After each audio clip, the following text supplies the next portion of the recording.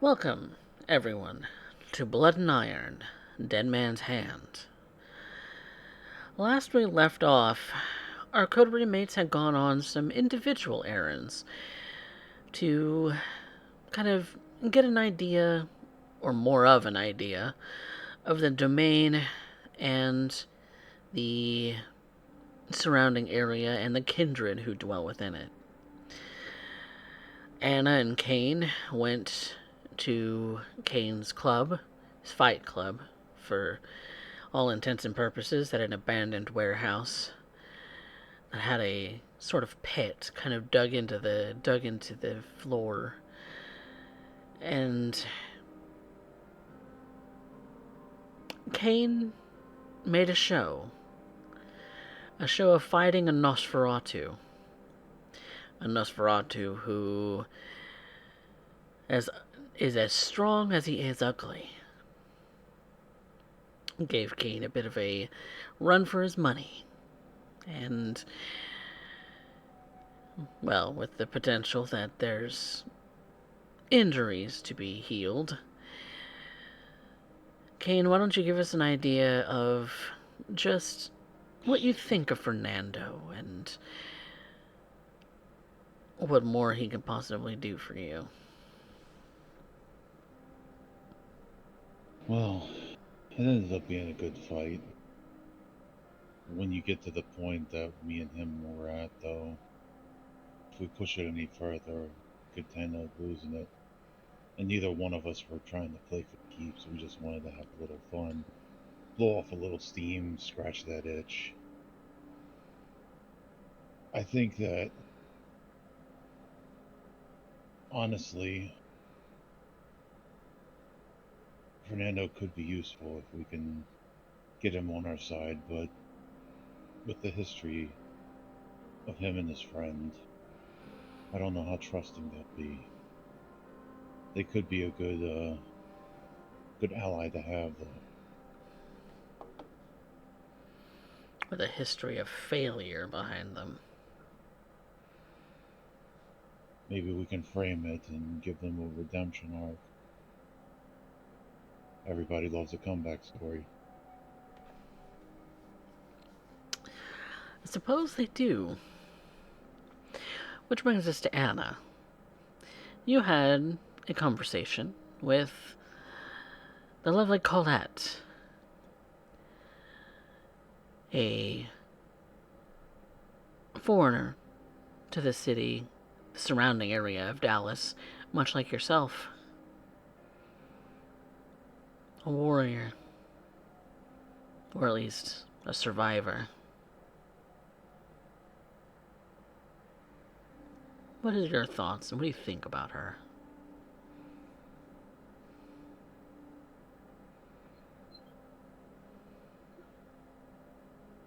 Colette reminds me a little bit about Alex, actually.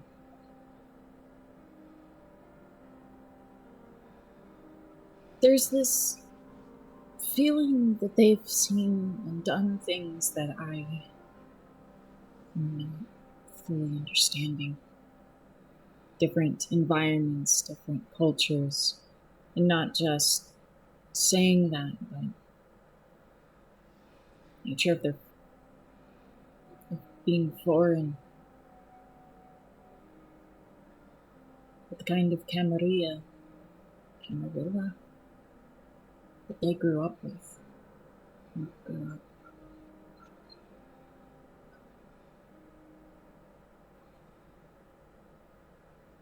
There's a mysterious power to it. And Colette gave me this sigil. It says I can call her at any time. And that feels strange. Nothing really is free. So I understand that any time I should call her, it's going to cost me something too. But not being met with hostility, I think, is a good start. Shriek. It has cunning. So much so. And Cain and Ferdinand, terrifying strength.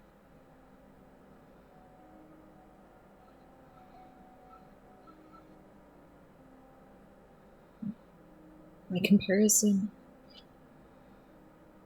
I'm really small. By comparison, it's easy to just dispose of me.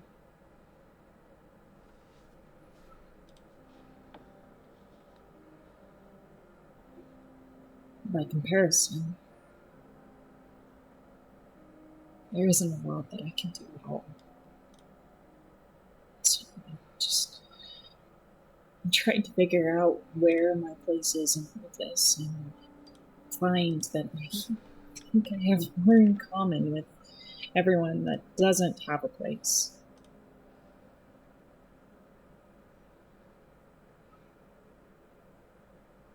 I keep thinking about those two thin bloods.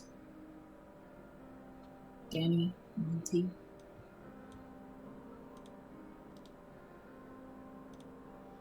They're afraid of the same things that I am.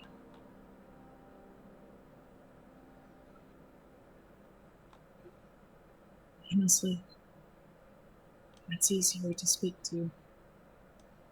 It's easier to understand than magic or politics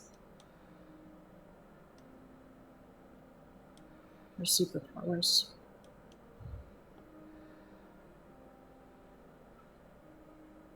Just wanting to be safe and as out of the way as possible. Just wanting to reduce myself so I can just keep being.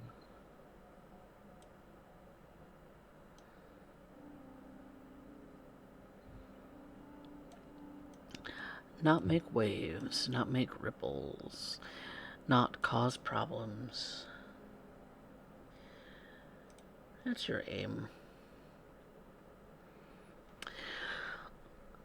Although for Shriek, it might come more naturally that he causes some problems, especially in the eyes of one Mr. Singleton, whom you visited last time.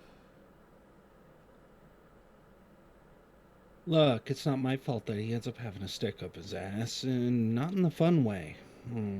Well, we'll have to work on that. It ends up turning into a case of I at least have something to end up working on. Fresh piece of meat that ended up coming into the city. Came out from up north. Curious, especially on the fact that not much is known. Everybody wants to end up being all trustworthy. Probably one of those types who just, I want to end up getting along and not make waves. Yeah, those are always the dangerous types. You see, the nice part about bluster is at least people end up knowing exactly what you're about. But when it comes to the quiet types, oh, no. I think it would be absolutely grand to be able to end up taking a look at them, see what I'm dealing with. Everybody's got skeletons in their closets after all. And I'm sure he's no different. Just a matter of where to start digging. I got an idea on where he might be. Figure just a good old-fashioned tale. Yeah, being tailed by the finest tail in the city, I mean, what's a bigger compliment? I'm sure it'll be fun. No, that's a lie. It's always boring. It's always boring when I have to end up sitting there waiting, watching, and trying to end up doing it. Nobody ends up talking about that when it comes down to the Nosferatu. Oh, we end up here knowing all these secrets. Well, no shit, Sherlock, because we have to have the patience of solid fucking granite like my dick. So, with that being said, I end up deciding to end up following along and have be exactly that. a magnum opus to myself. Well, can't blame a guy for trying.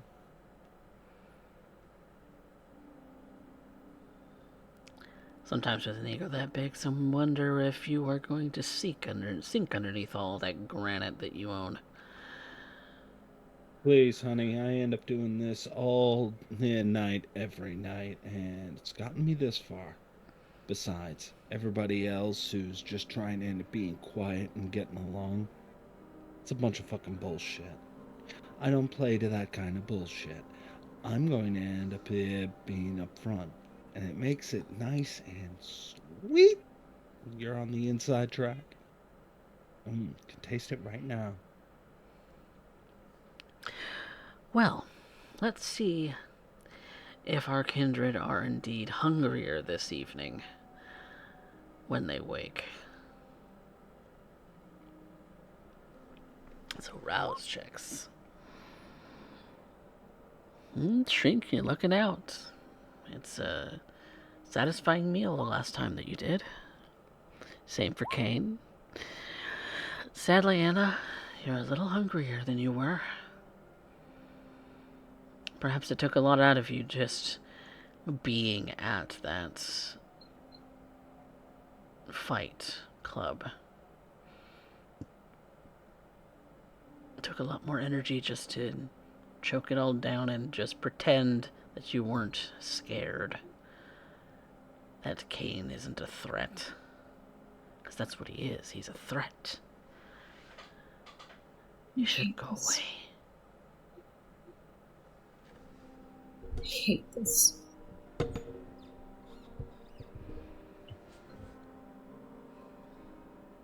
Hunger. A voice in your mind.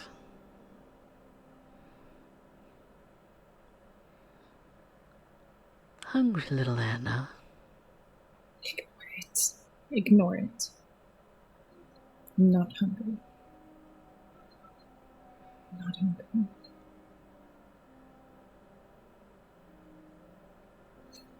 Stomach grumbling.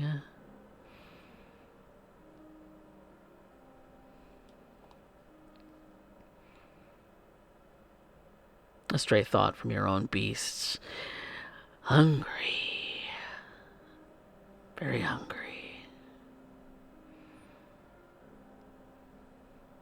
I'm not hungry. Don't need it. I can't do this twice. I can't do this one night after another. If I go to hold up. But regardless, I still start my evening there. And it's this circle of people. I don't know why, but it's really reassuring. Just listening to them talk. Juicy morsels. Just a quick bite.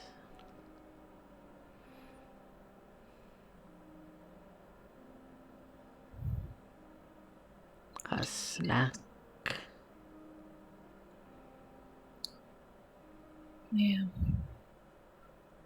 I participate in the group. As I usually do. Where are you headed, Anna?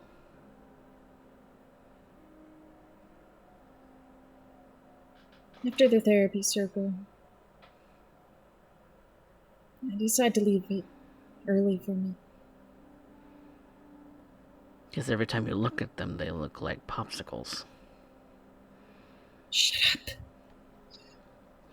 up. Tubes of flesh containing juicy, sweet, sanguine wine.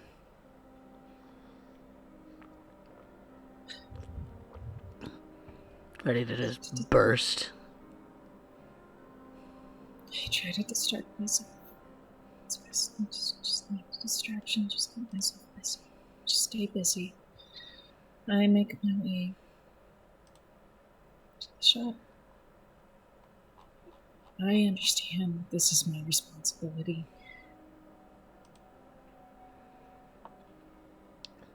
Head over to Alex's shop, where... Kane, where are you headed first thing today?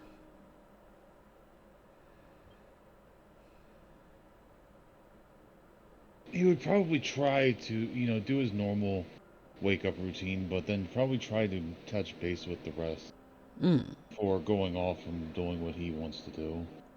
I imagine you all have contact information for each other, yes? Yeah, I think so. We probably have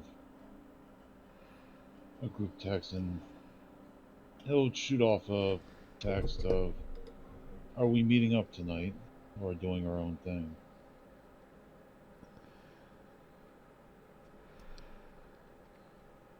Anna, Shriek, how do you respond?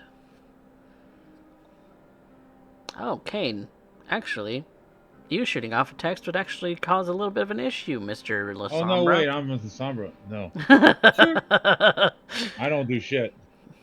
I show up at the house. I often I forget that you're forgot. Lasombra. I forgot about that. Yeah. Yep, technology doesn't like you. It Nope. statics, it fuzzes, I it send off a smoke bricks. signal. Perhaps that smoke signal was better, Yeah, it better a was. It whiff of used to be a paint. phone. Yeah. Oh no, but I'll go by the shop and see if anybody's there. Alright, I'm just dropping by. What about you, Shriek? Where are you headed? Do you stop by the shop or you go on your own? I'm stopping by the shop mostly because otherwise somebody's going to start asking questions. I already know where I'm going. And besides, I think it would be good to end up trying to get out, head to a bar, go to a more lively crowd. It's just dead in here. Nothing but books and incense and Corpses. corpses. Maybe skeletons, who knows? Well, we do have Anna. Thin as she is, she's not quite there yet. Please. If she ended up losing any water weight, we'd have to change her name from Anna to Mist.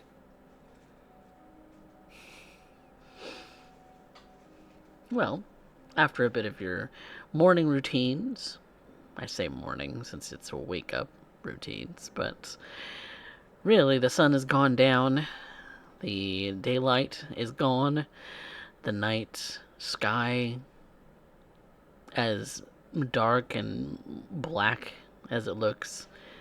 Even the moon seems a little dim in this metropolitan area as the city pollution, the lights seem to just drown out everything. Perhaps it's a bit cloudy and looks like maybe a storm could be brewing.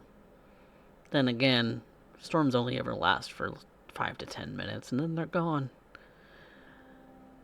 As is the weather in Texas. But you all find yourselves amongst the books. Alex, sadly again, is indisposed this evening, but has made things open and available for you all to be here at this shop of hers for the time being, until you find a place in Arlington that you can call the sort of coterie haven.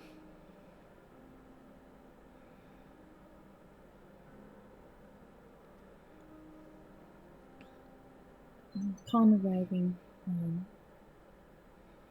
Anna would probably be first.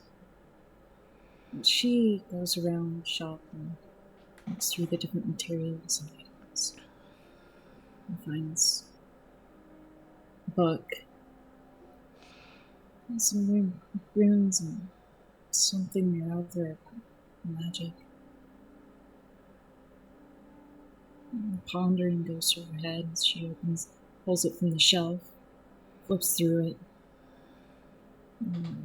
Pages that don't necessarily show the same sigil that Colette gave her. Curious, all the same. I never thought about it. Never thought about magic before. How does it work? Yes, it did. And who, what gets to say that we can wield it? Is it something in our blood?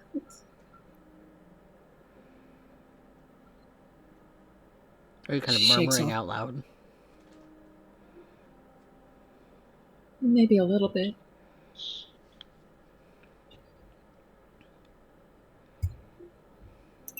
Maybe whispering Definitely to not. yourself. Mm-hmm. Eventually, she closes the book, positions herself within the area, possibly finding a chair and opening it.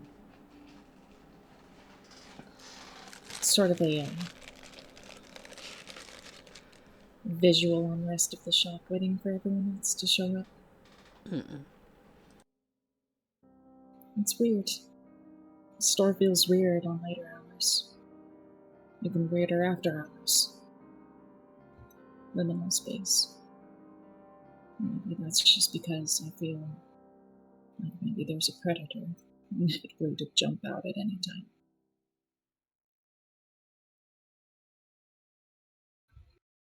I think it's about that time Shriek ends up showing up, and he's seems to be in his typical cheery mood, which usually ends up being this on the north side of cynical and somewhere south of it, Satan, one way or the other.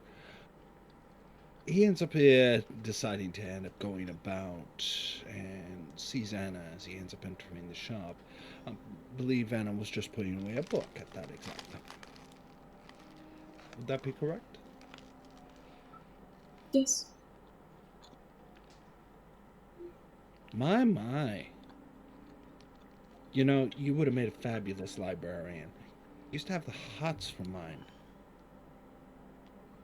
Oh, come on. High school was so long ago.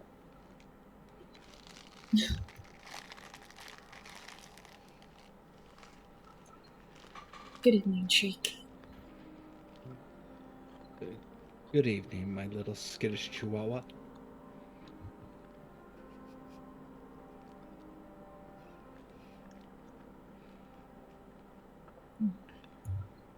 And I guess My eyes are up here.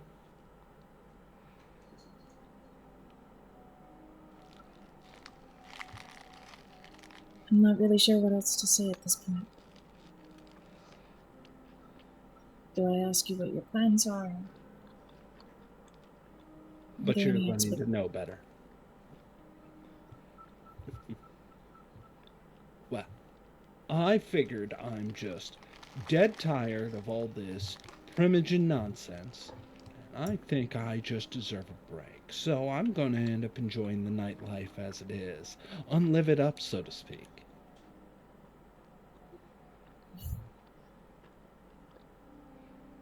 Oh, come on. It can't all be that drab, Anna. I'm just finding it hard to believe that you're tired of the primogen stuff. Oh. Why is that? Please. You seem to have the most enjoyment out of networking.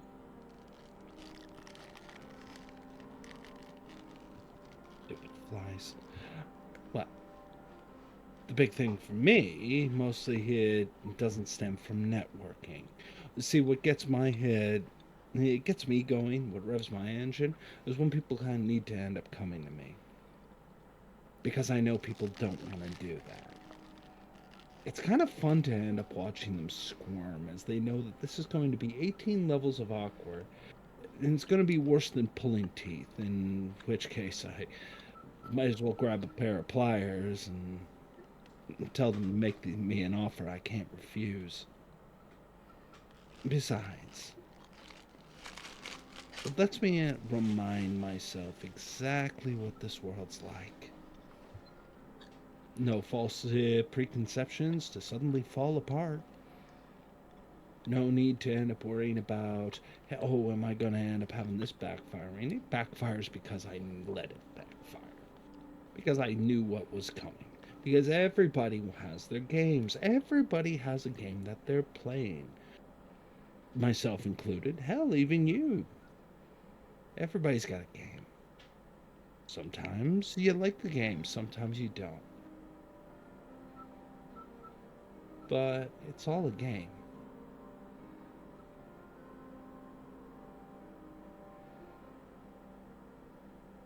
Is it just a game? There it is.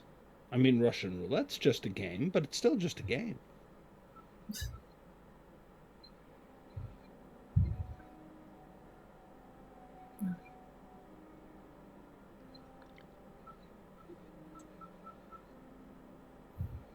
They want me to take them seriously.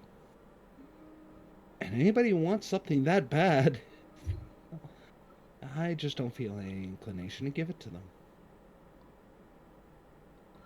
Doesn't mean I can't be serious from time to time. It's just I don't think you'll like me when I'm serious.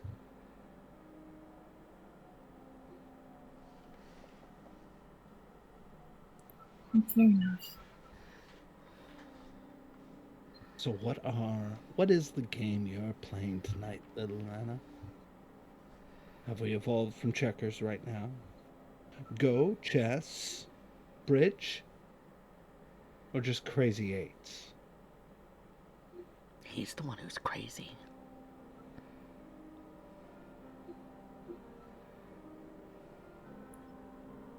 I guess I'm just shadowing Kane again tonight. And who are you shadowing this evening? As I said, Kane. Kane. The big lug. It's easy to shadow when he's that big. You'd think that. But the key point in that is shadow. I've heard some things, and, well, suffice it to say, I'm grateful that I don't have an allergy to fluorescent bulbs.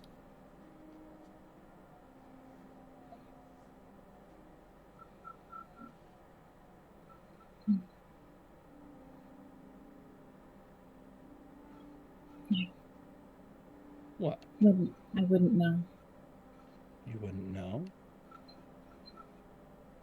Mm-mm. Tell me something I wouldn't know.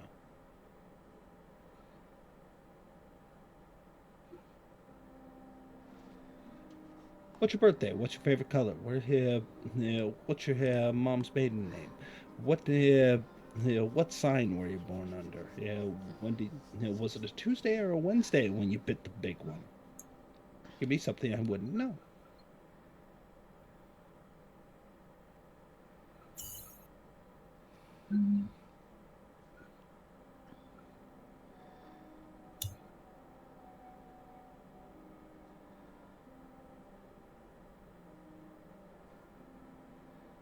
Portland has a lot of quarters.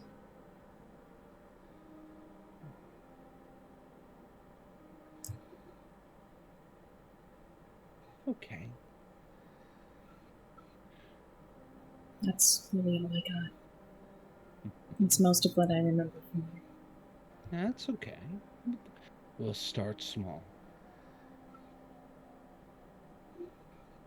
Kane comes from a clan that's still finding its feet in the Camarilla. They're not well liked. Old blood rivalries and, you know, At one point, they were on a different side. Specifically, when it ends up coming down to that big lug, you have to remember that every time it gets dark, you need to get a little bit nervous around him. The dark, black, the night, danger.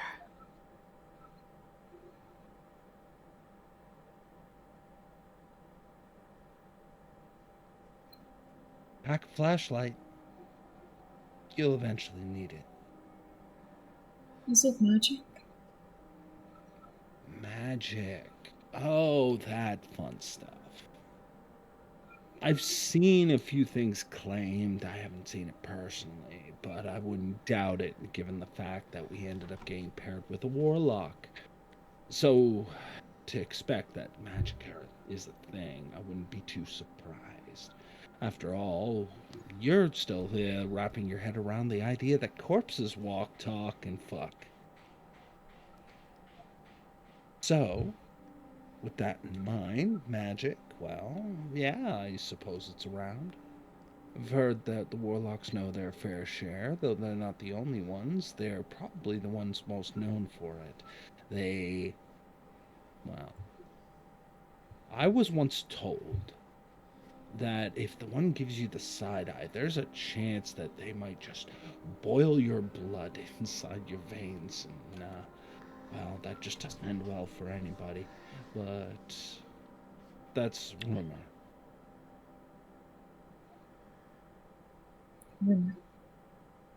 Okay.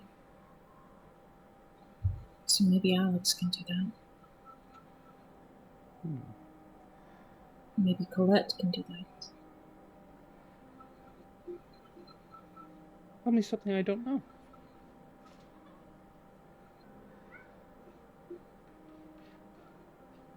Colette, and by extension, I think Ferdinand, are veterans. So, Alex is not, or is a little bit of an oddity. They're a little bit young for what I would have expected, but maybe they haven't earned their way in their clan, or maybe something else is going. See, here's the weird thing, and I'm wrapping my head around this. She's out and about. That's not normal for someone like her. In fact, up until recently, well, it used to be that if you ran into the Tremere anytime, you ran into bad business. So I ask myself a question. What is she doing out here all by her lonesome? That's not normal.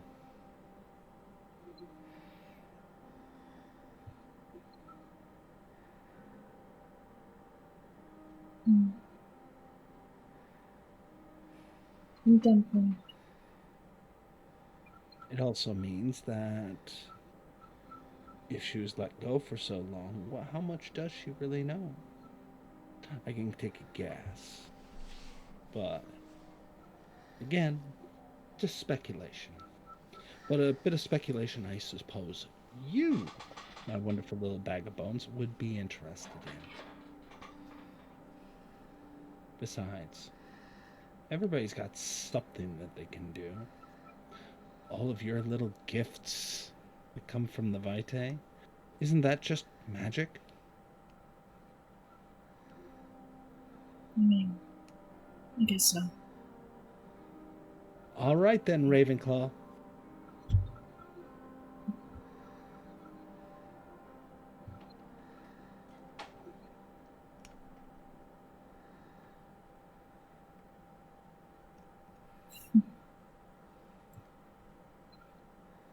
Just don't really know what else to say. Well, then why do you look so pouty right now? You look like you're not having any fun.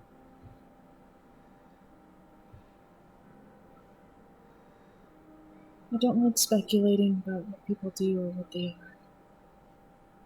I prefer to just find out.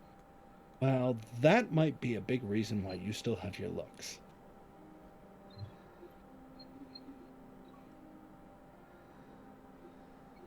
I Is think. that, Go ahead. is that supposed to be a joke? No, not at all. See, the clan of masks, us haunts, have a tendency to look for people who are naturally curious, who like to speculate, prove and figure stuff out. Keeps us sharp. Unfortunately, typically we end up losing that little wonderful bit of good looks the moment that we end up doing so. So, I guess it's almost a shame something as pretty as you might have accidentally gained embraced if they were more curious. I wouldn't worry about it too much, sweetheart.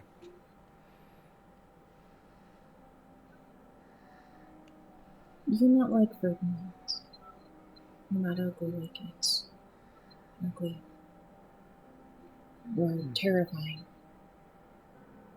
So glad you end up noticing. See if you can figure that little bit of mystery out. Figure that out? I might tell you something really worthwhile. You just bring the ugly with you. That's the difference. Everything is ugly. It's all ugly. It's a statue made of bullshit, painted up in white paint and lit up with pretty candles, but it doesn't change the stench. That's a buzzing in your ear shriek.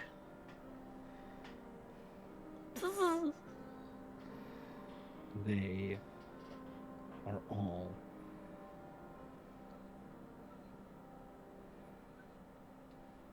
so much fun. So much fun, Anna.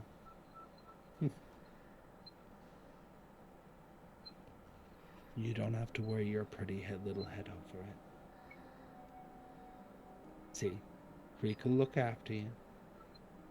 Because that's what we do. Primigins in arms. Now, if you excuse me, I gotta wash up because I got a hot date tonight. Still don't know who they are, but I'm looking forward to it. Well, I'm wishing you a good evening with your blind date. Oh, I'm sure we can come up with something. She's gonna go to the washroom and just try and wash what bugs are in the hair and try and end up getting that. Hopefully, whatever it is that's infesting the hair and whatever the hell it is that's crawling in those fishnets. That is uncomfortable. I feel the fucker trying to burrow or something.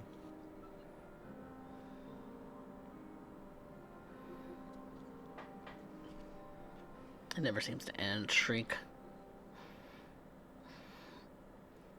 You pull out one creepy crawly and you feel like another is crawling underneath your skin.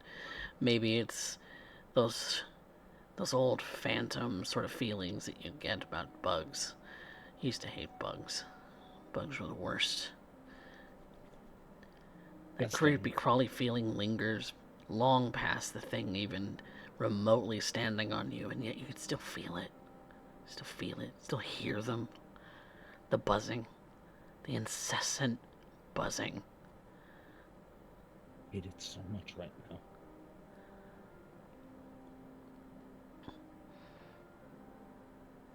And if it wasn't bad enough, you found a mouse chewing on your finger this evening. You know, Luckily, it didn't take much but a single little drop. I just had these done.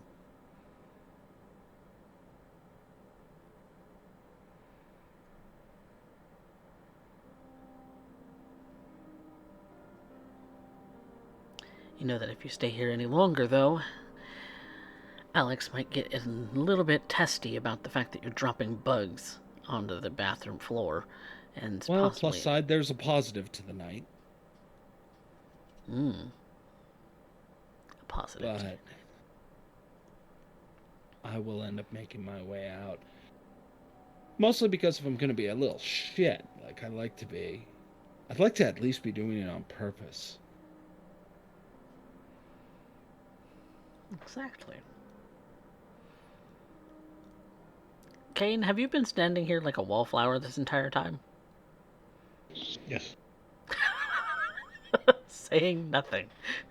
I probably I have walked. no. Oh, I probably walked in and while they're talking and everything, and I probably picked up another book. yeah. Freak would have given you the eyeball as he walks by after he had talking about he'd bring a flashlight. As Shriek's giving me the eyeball, I'm going to pick up the book. I'm going to sniff it a little bit and then go to put it in my mouth and then shake my head and then walk over and sit down. Poetry I don't think was ever your flavor.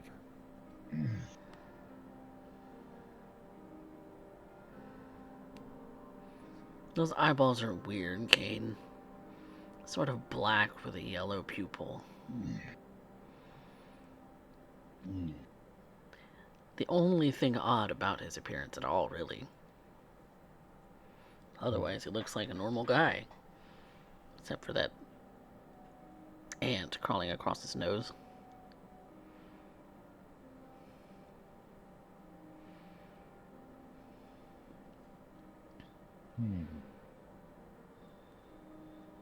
Oh. Kane just kind of sits there and thinks of the logistics of trying to stuff a fumigator into his trousers, or what is it called? One of the bombs that just Like bug bombs for like the house. yeah. Yeah.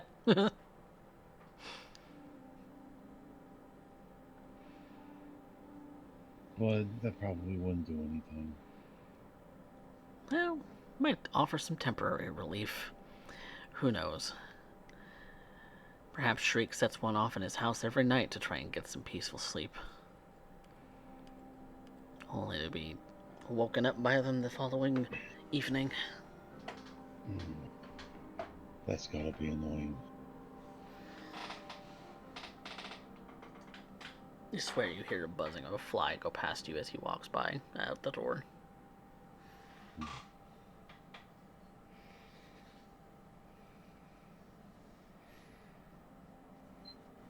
It does leave Kane and Anna to themselves. Good evening, Kane. Anna, how are you this evening?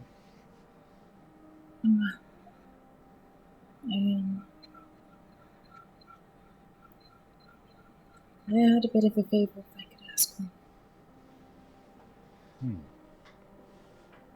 Well, if it's something in my power, I'll see why not. What do you need? The other night, those two thin blades. You referred to them as out. Oh yeah. They're good lads, they're solid, dependable. Don't really like to get into the fights that often, but My name's Danny and Monty, right? yes.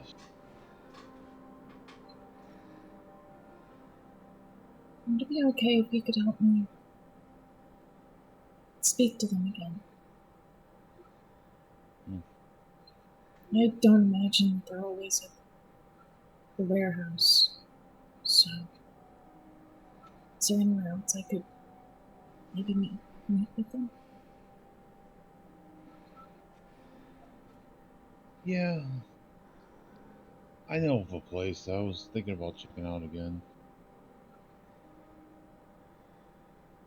I wanted to follow up with someone there. It's kind of one of the places I think a lot of people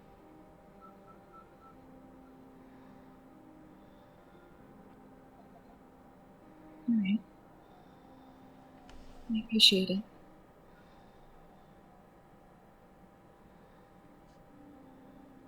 Oh, I'm just glad that you're actually talking to me and I didn't scare you too bad. You're terrifying. But you're also my co-roommates. And I think that as long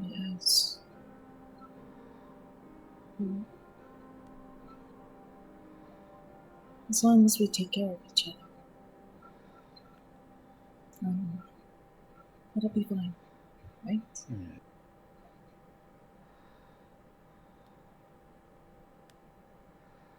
The best way I can describe it is just think about what I can do with like a loaded gun. I don't pull it out and point it at just anybody, let alone someone that I actually working with. So just because I can do bad things doesn't mean that I'm going to. So try not to be too scared.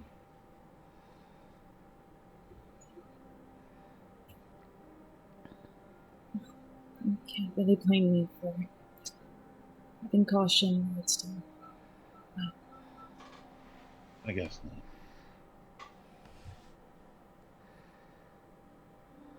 But let's go check this place out, shall we?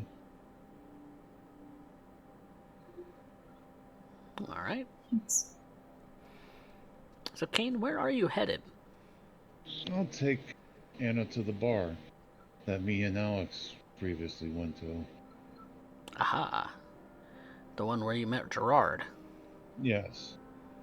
Uh, Kane was thinking he wanted to kind of go there and see if he recognized anybody else there. Maybe check in with Gerard because Gerard was going to do a little bit of a footwork and see if anything was going on. And he wanted to touch base with him again. It's funny that you should mention that, because I think a certain Nosferatu is heading that direction, too. Hmm.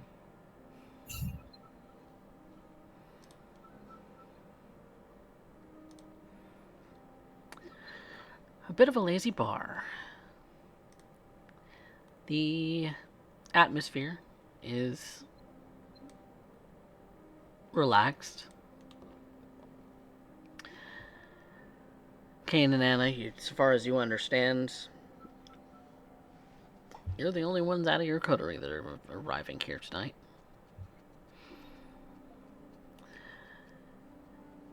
And when you do arrive, you find that there is that old man. That old man with the funny Canadian accent. And a woman. A woman you might be recognizing. Kind of speaking together across the table. Gerard seems to be leaning back in a very casual sort of stance, where the woman is kind of sitting upright, kind of proper like. They seem to be having a friendly chat, though unless you have heightened senses, you can't really hear from here what they're saying.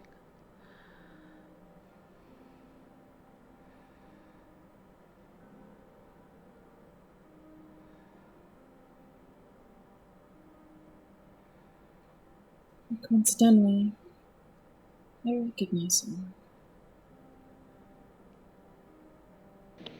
Oh, you recognize someone? That lady there. Next to that old man. It's Jake. Ah.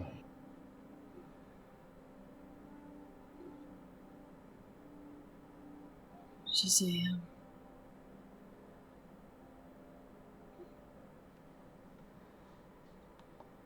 she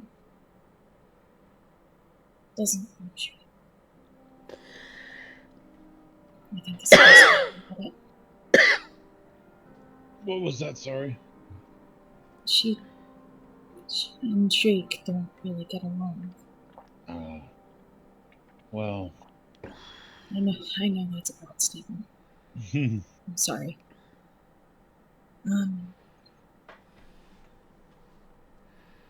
She warned me about Shrek. Which was very ominous.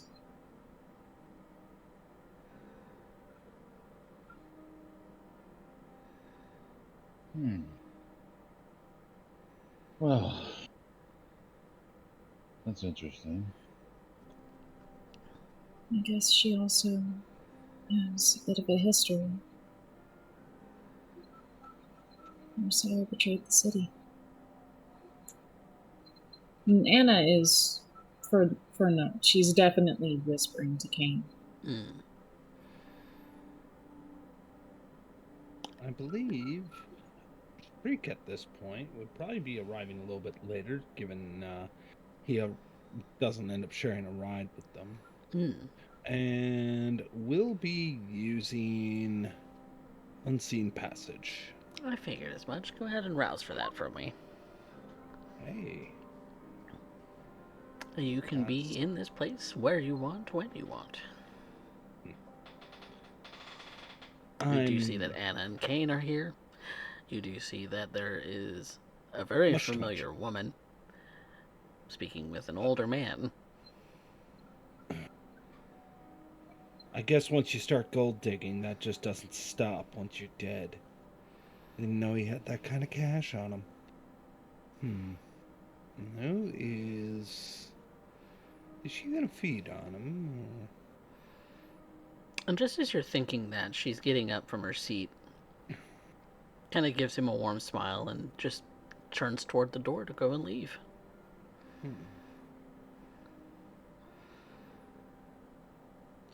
As she actually passes by, Anna will actually reach out to her and just kind of put her hand in front before turning that immediately into an awkward wave. Ah, Miss Anna. Hi. It is Anna, right? That's correct. And you're... Jade. Jade Kaufman. Yes, Miss Kaufman. I wanted to make sure I had it right. It's a pleasure to see you. It's nice to see you too. What brings you here? What are you doing? I was gonna ask the same thing. I suppose great minds think alike. Mr. Tenebris. Have I ever met this person? She seems to be familiar with your name. Oh, Miss Jade, well, forgive me. I don't know if we've ever met officially. No. My memory is hazy, but... I don't think we have directly, but I remember you from Elysium. Oh, forgive me for not making my rounds fully and meeting everyone. Everyone around here is a little hard to find. With good reason.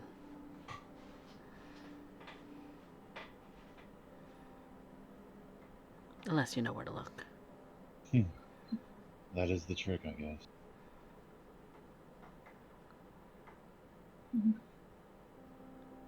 We were happening to make some rounds across the scene ourselves.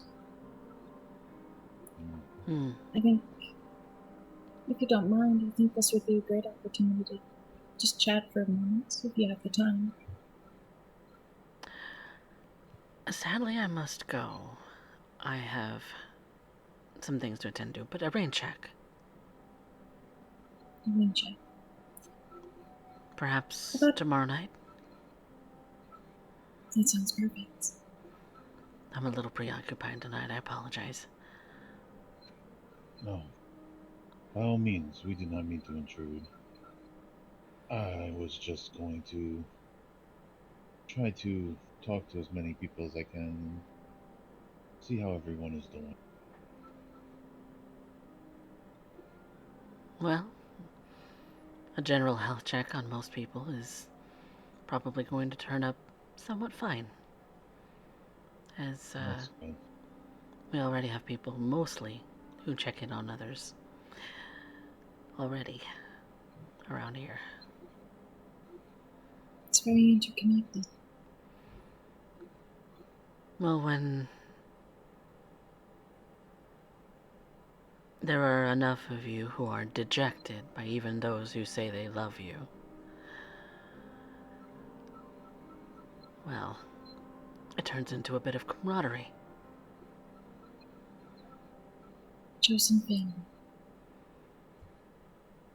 To a degree, yes. As much as we can.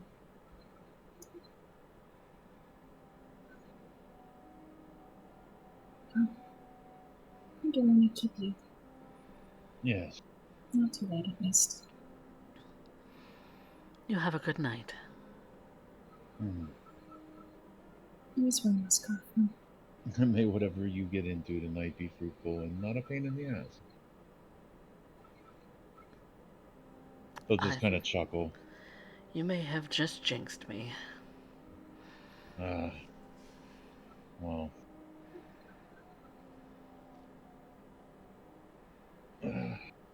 My apologies. I'm still new to this social thing. Well, I'll have to look twice across the street before I cross it then. She just kind of smiles at you and goes to the door to leave. Yeah. I'll walk over towards Gerard. Do I see Monty and, what's his name there? They are not actually here tonight. Real quick before you get involved, I'm just going to be keeping an eye out through the windows, see if Jade takes her car or she's walking the street to get out. Just trying to get a semblance on how she's getting around in this domain. Keep maybe license plate number commit to memory. Something, that's the little thing. The little things. Yeah. Wits and awareness. What's a little stalking between friends. Yeah, wits and awareness, Shriek.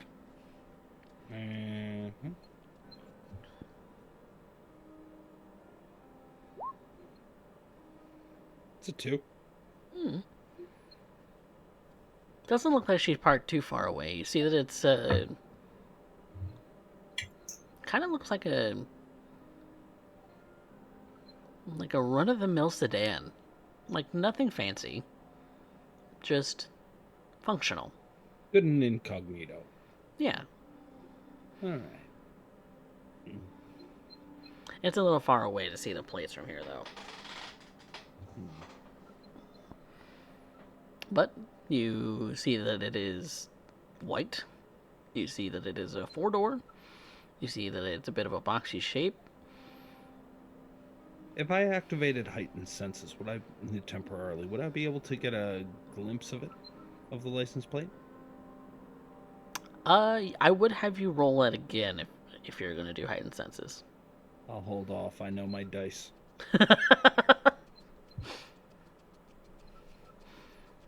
Yeah, so that would have been probably more helpful if at the start of the roll, but if you want to activate it after the fact, it would be another new roll.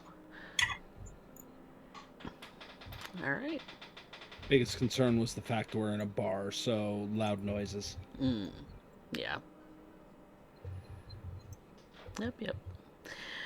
But Jade has made her way away, leaving you all, whether you are aware Shriek is there or not, remains to be seen. But Anna and Kane, that leaves you free to approach Gerard, since he doesn't have anyone else at his table at the moment. Okay.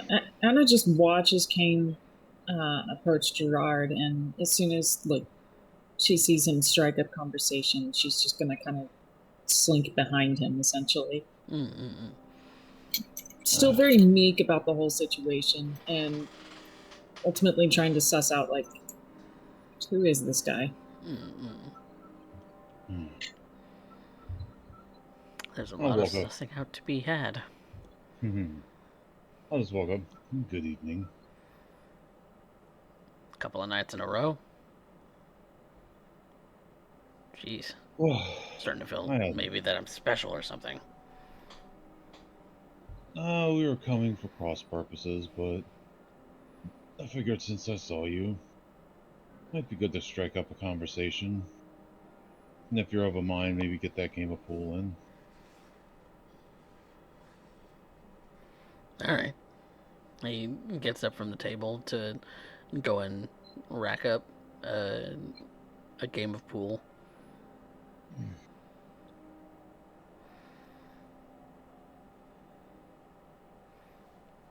And I'll just keep the chit chat up and eventually get to business as we're in the middle of the game and after like people have drifted away kind of Mm-hmm. quietly. I was Yeah. just wondering if you had found out anything, if how the people are. In general, most are just kind of taken aback by the news of your promotion, as As we well are. as the disappearance of the last manager. Yeah. So, that's got people a little bit stirred, but curiosities,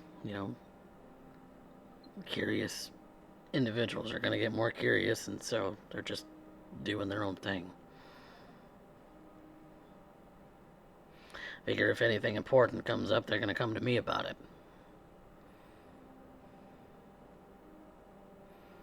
Yeah, I figured. Given that, well, They trust you more than us. I think that's obvious. For the time being, at least. True. But And who's your friend? this is another one of our Teammates? yes. Anna, nice to meet you, sir.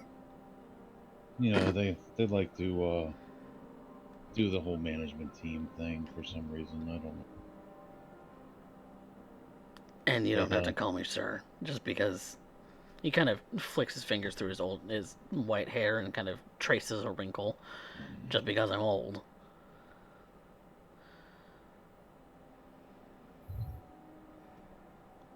If you insist. You don't have to be so formal. Not around me, at least. You're the one who's the boss around here, remember? You make the rules. I guess. But everyone goes to you, so Doesn't mean shit. means a lot.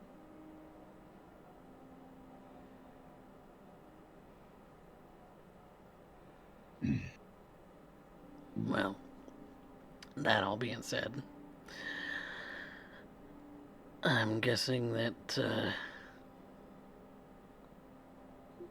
somebody told you that I'm the go-between. Oh no, I kind of figured that out. Normally,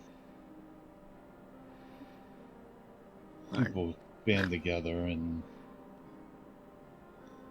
hmm, guess that makes you you know, smart, huh? some would say not really, but I'm clever enough. You want a break? Sure. Kane, give me just a strength check. Okay. Just projectiles it. I just Let's find out. activate potence and the balls explode. Yeah, that will happen if you activate potence. No, I will not be breaking the masquerade here. Okay, okay. Kane would be trying to hold back to human standards as Mm-hmm. well as he could remember and going for more not finesse but like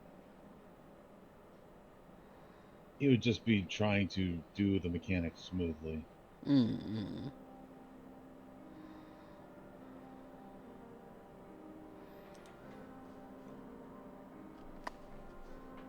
When it comes around to his turn, he does very similarly.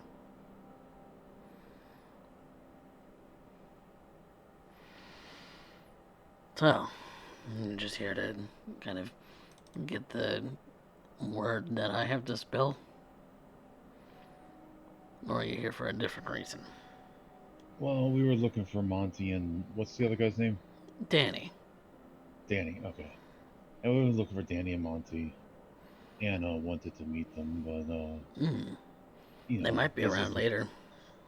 This is the only other place I know that they hang out. So. Yeah, it just depends. Depends on how busy they are. Yeah, I figured it would be a good thing just to come and hang out and see if they show up. Well, it's not like this is one of their usual feeding spots. How is that for everybody, by the way? Yeah, there's plenty of food joints around here. That's good. You know, it's I know it's not slim pickings exactly, but yeah, it's not like you're getting it's like you're getting McDonald's versus having a ribeye steak. Yeah. It's feasible. It's manageable. And that's about what everybody's opinion is. Okay, so at least everybody's getting food. That's Oh yeah, believe me, I wouldn't stand for that shit. that was one of my concerns. My biggest pet peeve is people who don't care about the little shit. About the fact that they're eating fucking ribeye steak and we're around here eating french fries off the floor. At least we're. Not anymore, they ain't. Some of us got a little vocal about our opinions, we'll just say. Talked to the Primogen. Finally, the Primogen did something about it. And here we are. Give the old brass trouble now. Given that my clan is troublemakers, yeah, she wasn't about to cross that bridge. Nobody likes me when I'm angry. That's I think the said has been said about Kane. Really? Yeah.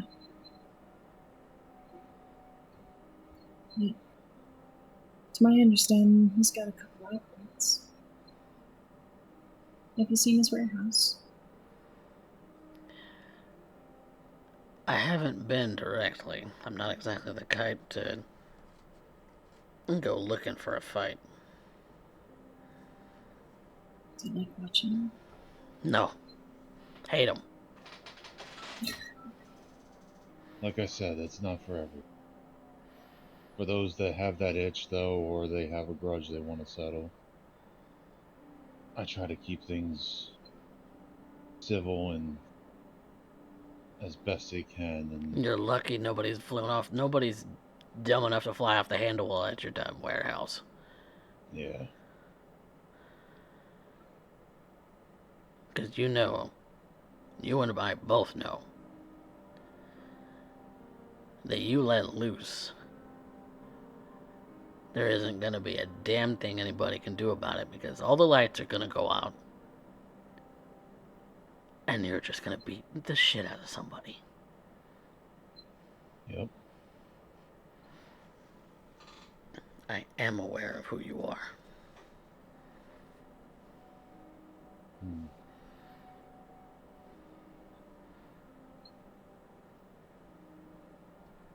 Well, luckily I'm okay at keeping that under control, so as best as I can.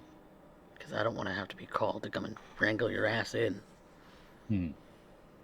Well, I haven't ever had an excuse to go, or not an excuse, a need to go all out. And I'm usually able to keep everybody else restrained if they lose it. It creeps up on you, doesn't it, though? Yep, gotta keep on top of it. It's that slope. If you start sliding down, if you don't regain your footing as often as you can, it'll get away from you. And you'll fall down that hole and never know what's going to happen when you get back out of it. One of the reasons why I distinctly don't like your warehouse. Yeah. I'm not going to stop anyone who goes over there, but goddamn, they're asking for trouble. Asking for who knows what to come creeping in and slaughtering everyone in there.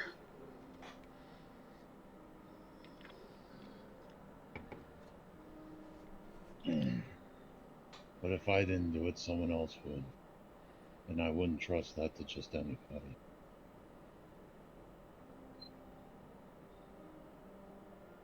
And all of the time that I've been around, you know, both alive and not. He says not very softly.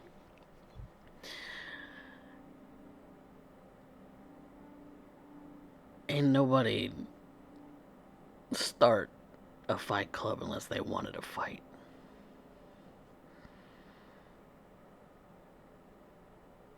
I can't say that I don't enjoy it. Throughout my life, I've always been fighting. Even made a career of it. Both above and below board.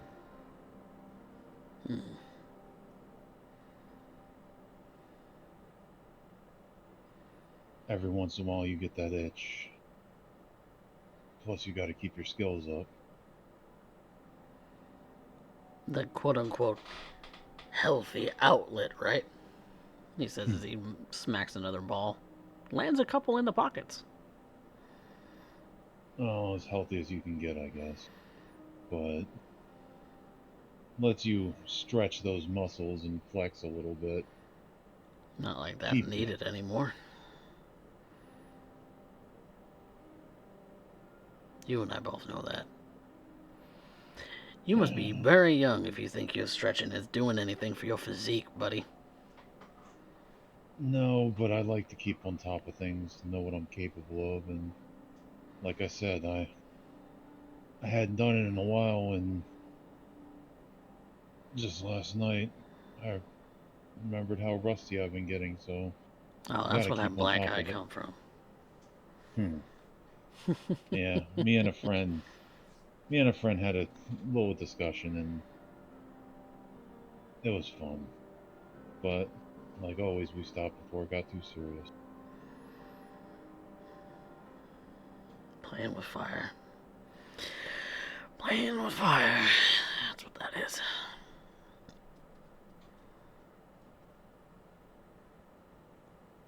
Don't let him think you need to go and fight that little lady, because I know.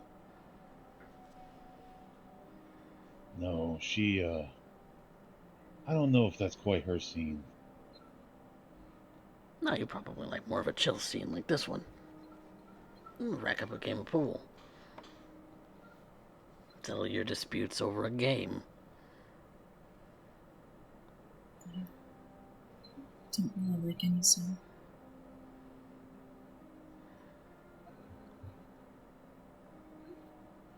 How old are you, kid?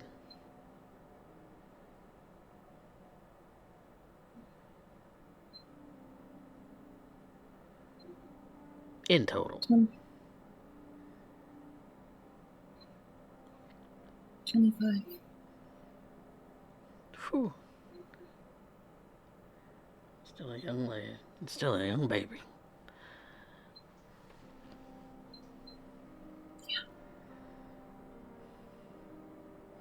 Haven't done anything for her. If it makes you feel any better, I ain't much older than you. He gives you a bit of a wink. What does that sound? Computer? Sorry, background noise. Oh no. I thought I was like, I didn't know whose computer it was coming from, and literally no one reacted except me and Derek. Nope. And I was Oh, like, it's a car alarm. Yep. okay. Was not from me. I was very confused. Yeah. My bad for interrupting. It's all good.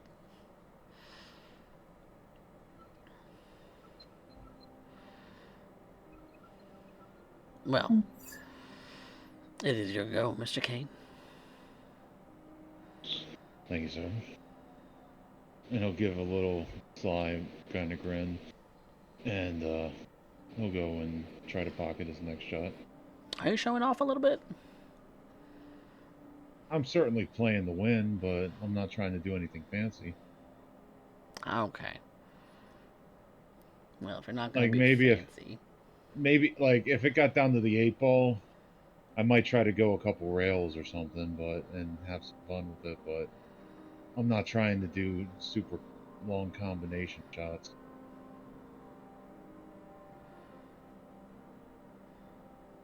Okay.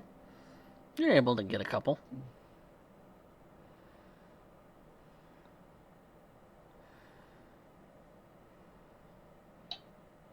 Seems to be down to the wire where each of you has one ball left and then the 8 ball.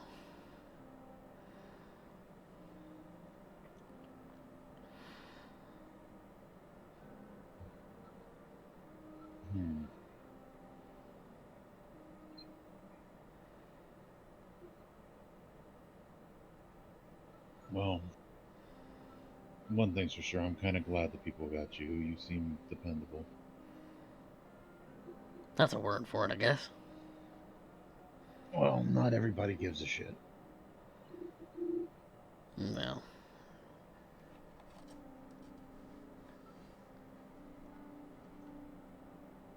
Somebody had to change it. Yeah, most people would either try to exploit it or get something out of it. No, I don't really see you being that type. Well, you hardly know me, buddy. That's true. At What least do first you want to impressions. know? I imagine that's part of the reason why you're here. Well, right? Like I said before, I want to make sure everything's okay, make sure people are getting enough food, make sure nobody's messing with it. Try to set up things so that everything runs smooth. If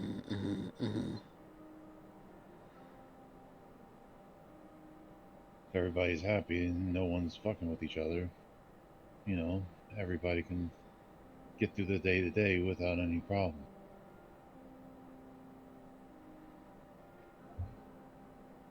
I'm more proactive than reactive. Well, maybe that's one difference. Well, you learn that fighting, you don't want to be on the back foot the whole time. Better to set the pace than let someone else dictate it.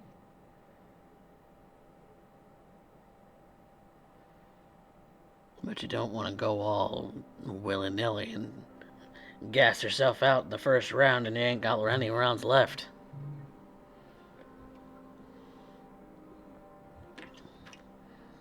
Yeah, but I'm a heavyweight.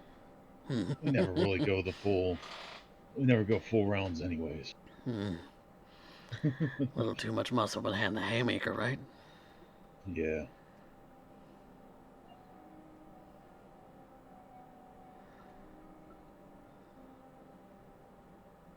I think I had a question. Shoot. What do you think of Raphael?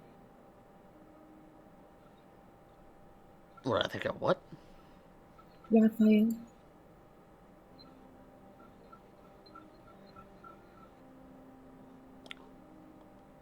I think you were speaking very softly. I didn't understand what you were saying. Raphael. Raphael. The Hound, Coffee, the Hound. Sorry, I was Woof, woof. not understanding. Raphael. Okay. What do I think about Raphael?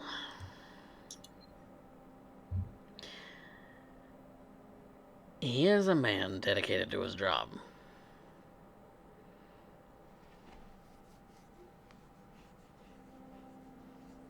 And that's really all the nice things that I can say about the man.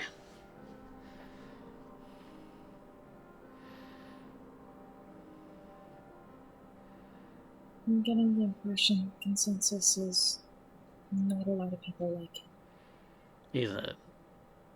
He's a dog. Not many people like dogs because they're, well, they're the right hand to the policeman.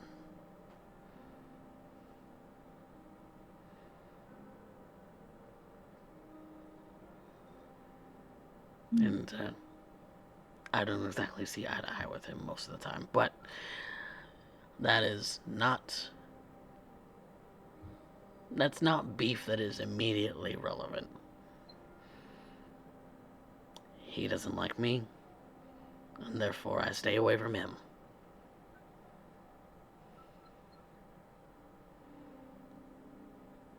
Maybe it's a opposing families kind of thing. Got some Hatfield and McCoy shit going on. Something like that.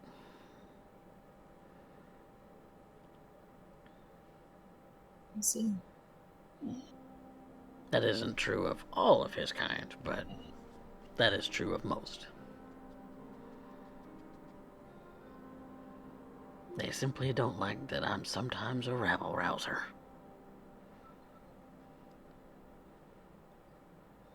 Even though my rabble-rousing days are behind me. Miss Kaufman seemed to be on good terms with you, though. She's far more cordial than Raphael is.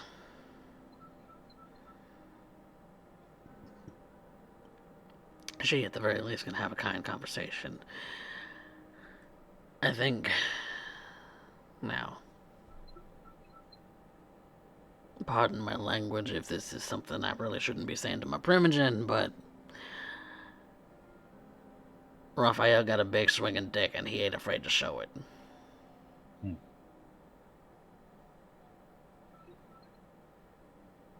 Wow. I respect his position. That is really all I can say. I really shouldn't shit talk people. That isn't my style usually.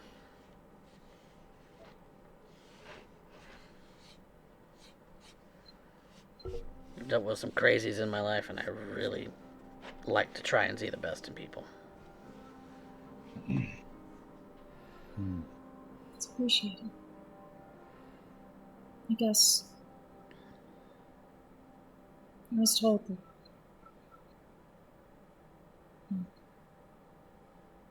Is there anything you'd like to know about us?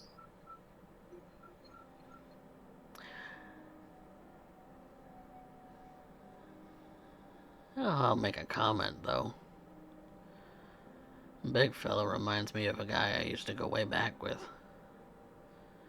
The guy I ran into nearly killed me. You remind me of him. And a side-eyes Kane. I don't know if that's a compliment or a good thing or a bad thing, but... It means you remind me of him. The only difference is aesthetic.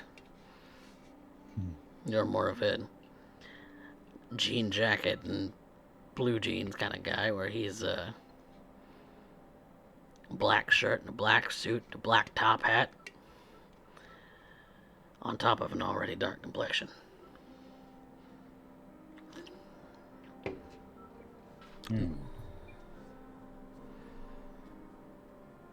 Wonder what happened to him. Hopefully he's doing well. I don't know. Last time I saw him, he was. Well, anyway.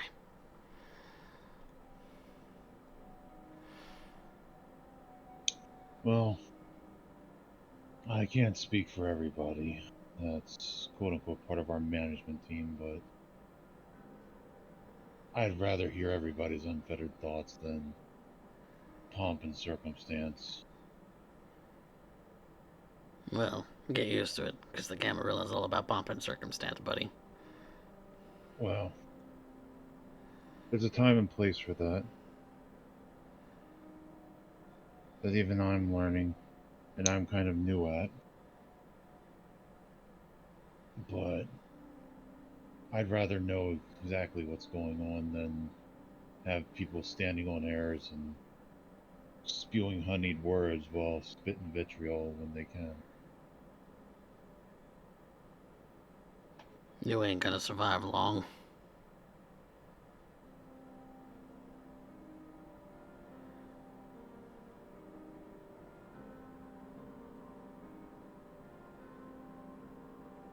Well, people have been telling me that a lot throughout my life. I guess you got lucky the day you kicked the bucket, huh? I don't know about that. There was a lot of them trying to kill me.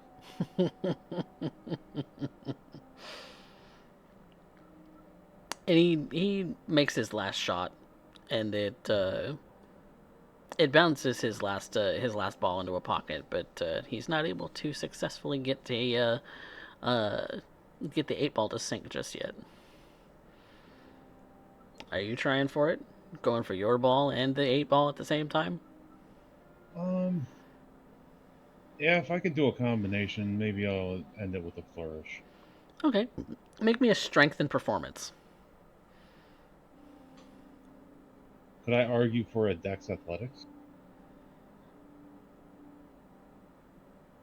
You did say you're kind of trying to make a show of it. So I'm gonna say Okay, then performance. Maybe Dex though. I'll just do a straight strength check then.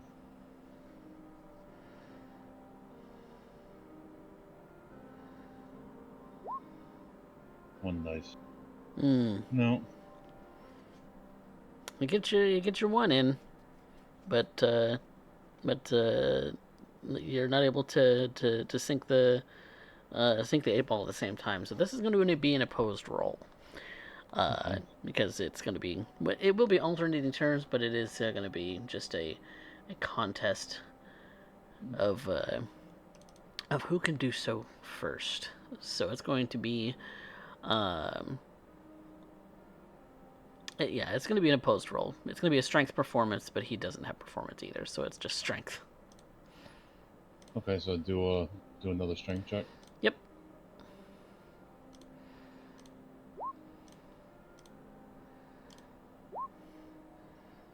Oh. Nope, it looks like he's able to sink it first, unless you want to try and willpower. Nah. All right. Hmm. He lands the 8 ball in first. Hmm. Out of after maybe a round or two where you both bank it off of a side but miss a pocket, he finally lands it in the pocket. You see what I mean? There we go. Getting rusty. But it was a good game. It was a Great good game. conversation. It was a pleasure. Yeah. Anytime, if anybody needs anything and comes to you, don't hesitate to reach out to me. Like I said, I can't speak for the whole management team, but I can't exactly take calls, but I'll tell them where my gym is. If nothing else, I check in there frequently.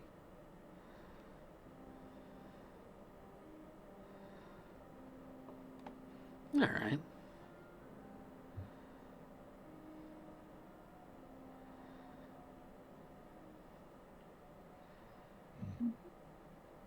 We can find you here regularly, right? I'm here pretty regularly. Good to know. I typically don't carry cell phones or nothing with me, so not exactly a reliable, but I'm usually here at least for an hour or two. It's always good to have a routine. That is true.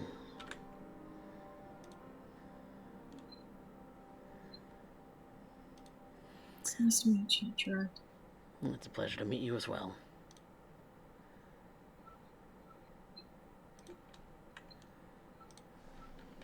I'll shake his hand, and I'm going to stick around and see if Monty and why do I keep forgetting the one guy's name? Danny. He's the one who Danny. talks.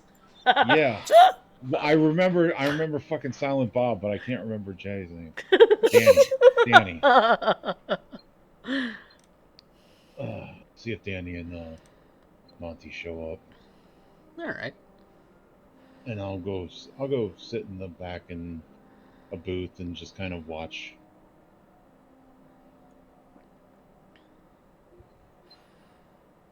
Gerard kind of dismisses himself from the building for a minute, just to pop outside.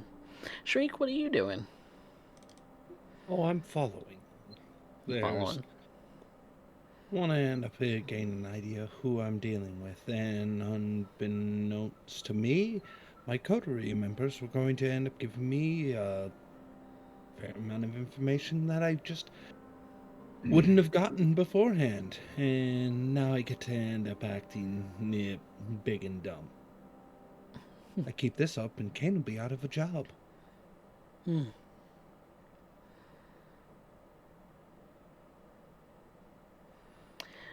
He kind of walks out the back door, and you quickly follow outside. And not that he's aware that you're that you've got that you've were slinking out the door just as he was.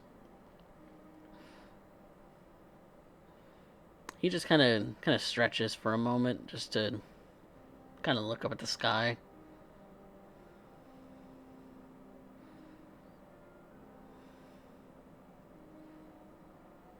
I simply end up keeping at distance, just enough to end up keeping out of reach.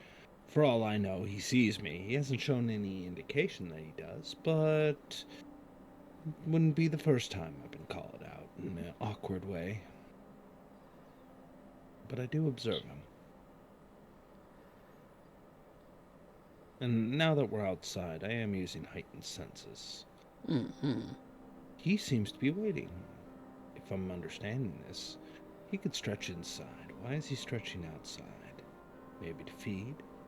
Maybe he's waiting on somebody. But I am curious. He just seems to be staring up at the sky for a moment, just kind of leans back on a dumpster, just kind of staring out into the blank sky.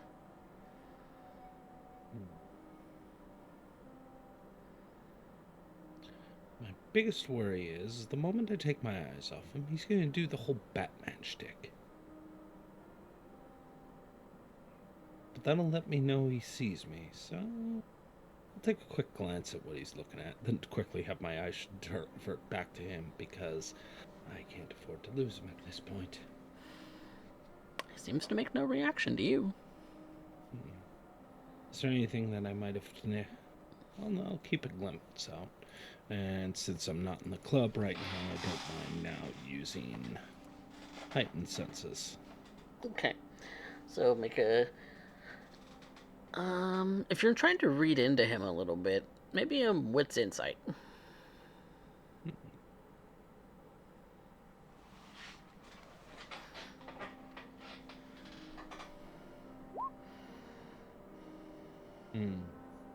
Two. Did you want to push it for more? I can't. I am currently on 2 out of 3 willpower, and I don't like being easy to provoke. Yes, the dangers of being a kindred. Easily to provoke. when you have run out of gas. The only thing that you kind of read off of him is that he's kind of looking up at the sky almost longingly.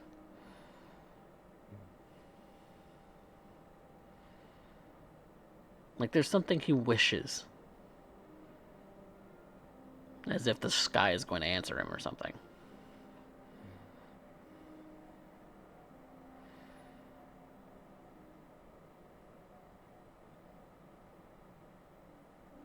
I'll lean a little bit closer. And maybe place my back on the same dumpster.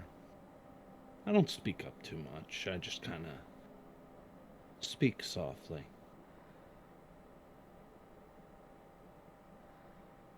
Miss it a lot, don't you? He kind of looks around. Are you speaking soft enough that you're not breaking your obfuscate? Yep. Who was that?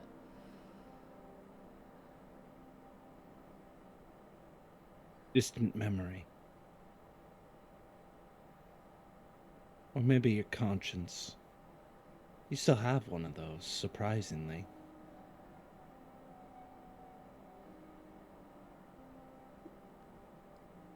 You're not any...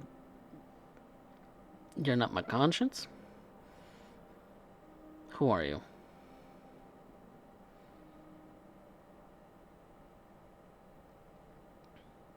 Just another whisper. For now. Though, more importantly, why'd you leave?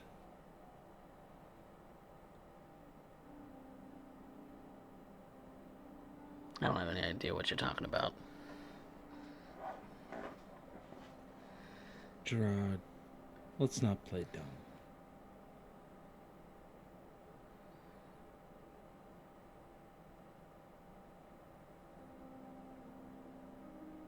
Not every night a creature like you stares up at the night sky, wishing for something as though it'll just fall into your lap from the sky.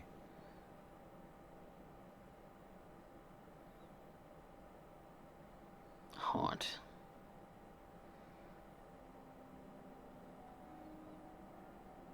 That's what you are, ain't it?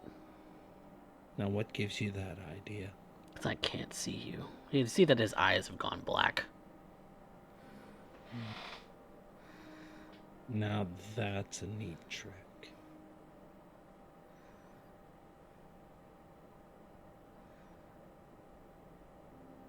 Maybe I'm Malkavian.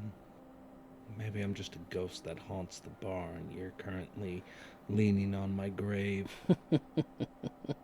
If you were, I'd see you. Is that how that works? That is how that works.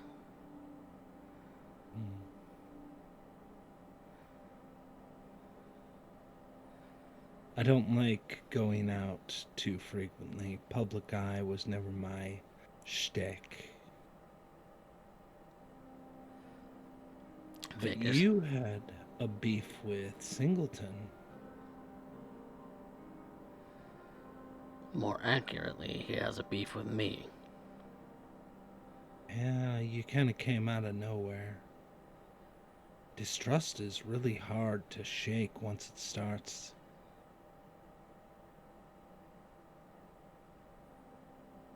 I got nothing to hide.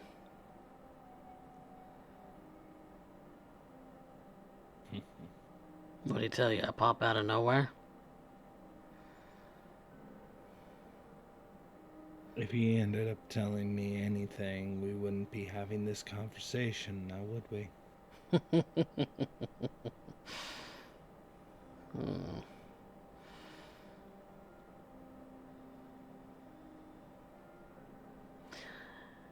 Alright. You want a bite? Show your face. I want to know who I'm telling. Tell me something worth showing my face over. You're not in the power to negotiate here, buddy. What if you were wrong about that? And then I'd be wrong.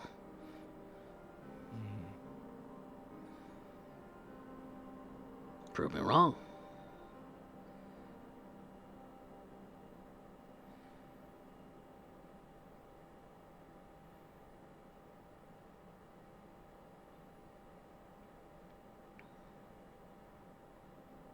You were thinking about something. Something you wish would come back.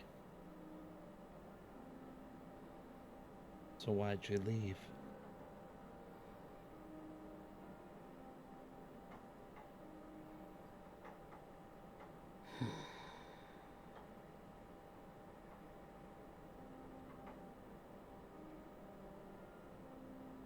Part of it I don't remember.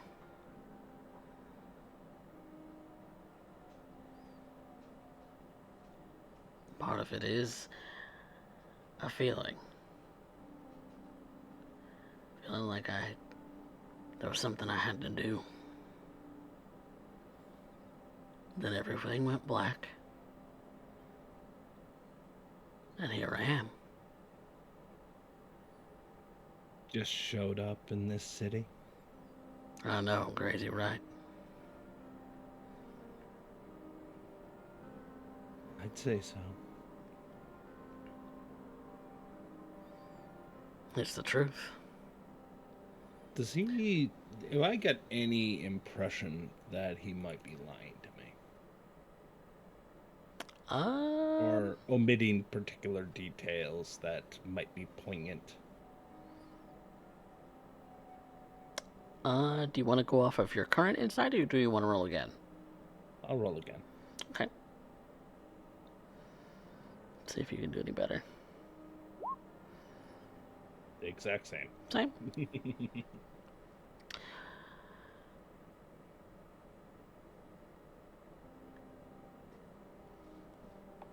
When talking with him, he's being honest about the things that he is saying. He might be omitting some details because he's kind of getting to the point, but you get that that's the sense that he's going for, not necessarily trying to withhold information. He doesn't strike you as a very capable liar. I like those types. I will drop obfuscate, leaning right beside him, looking up at the sky like he was. And that's when he finally notices you, finally is actually able to see you, and sees you for you. Huh. Figures. Not what you were expecting. The eyes are a little weird. Prettier than you expected, though.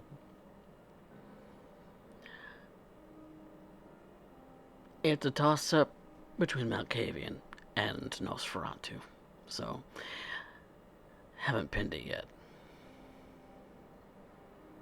I can go for the silver fox thing.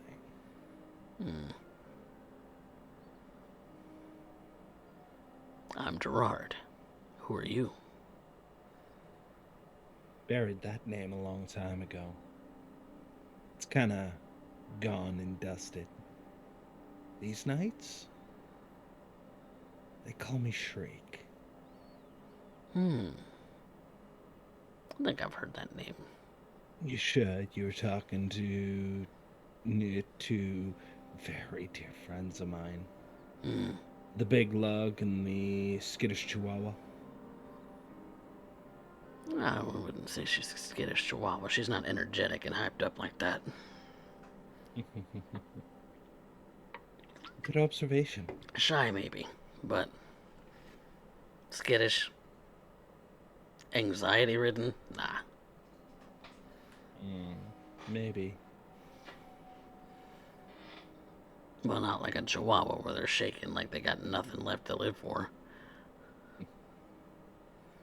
I wouldn't be so sure. fun with being already dead. Mm. Oh, the shivering thing is not a response that you have anymore. No, it's not. Not unless you're faking it. But I am a little concerned. About what? My dear manager. You. Mm-hmm. See it from my angle for a brief moment. No listening.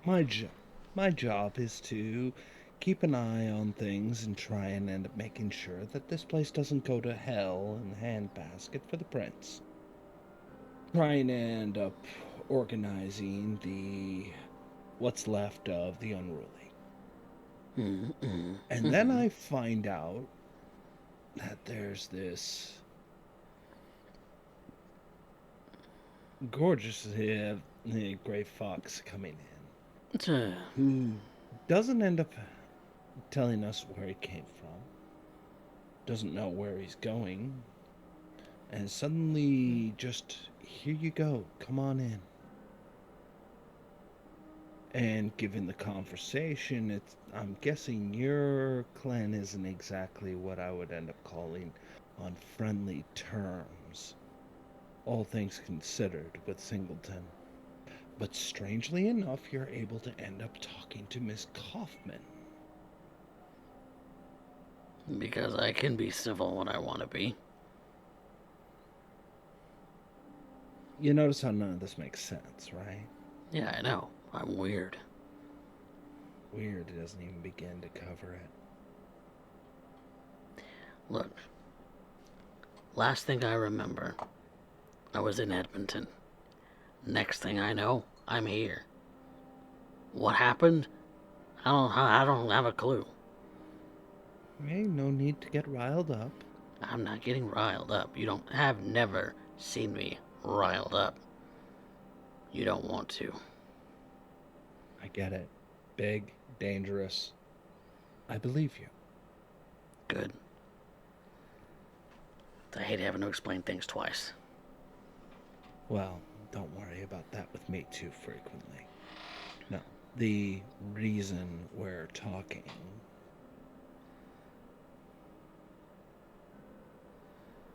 is because you said it yourself, you're weird.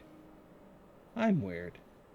A lot of people think so, and they'll be right on that. Certainly seem to attract some critters. Oh, you noticed that.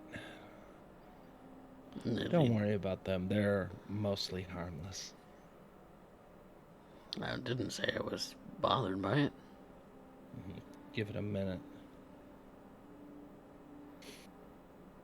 No, I'm trying to figure out who I'm dealing with. You see, Kane, well, you know his type. And you share a few concerns that I have. The whole idea of a kindred fighting arena just kind of makes me wonder a little bit. But he swears by it, and I gotta get along. It's kind of adorable, really. If it's actually functioning in the way that it should, theoretically. If. The other concern would be that it's not going according to how he says, and there's something else that could be going on there. However, I'm not gonna judge a man like that. We're not talking about him, though. We're talking about you. And I'm trying to... You're the one who brought him up. True. I brought him up as an example. Known quantity, as it were. I'm not good with unknowns. Typical. But you have something you want to know, too, don't you? What do you think I want to know? Why you're here, how you got here. Why is it that you feel like you're living with unfinished business, making you more of a ghost than any kind of kindred I heard about? I think you want to end up building something of a cordial relationship, mostly because you don't have it in you to really embrace the fight. Not in the way most do. You can fight, sure. I don't doubt that for a second. You could probably take down any human that ends up crossing your path in a moment's notice. But you don't like to bait it. You don't like that thing coming out. It's like you're uncomfortable with it. No. No, that ain't it. It's because I know what kind of beast I am. I'm familiar with it.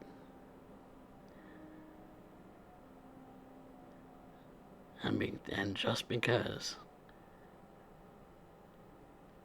I don't like people testing my limits doesn't mean that I'm not testy. Never pushed a button. Just clarifying the situation. What I'm saying is I know what kind of beast I am. I have to know. Because if I don't, a lot of shit goes down, and I don't particularly like cleaning up my own messes. So where does Kaufman fit in all this? Kaufman? Well, she's an outcast, much like the rest of us. True. And if you were overhearing the conversation and actually listening, you would understand that I'm kind of the go-to. You are. And so what beef do you have with Kaufman? She's under a preconception about me. So, kind of a little bit like you have with our dear Bark.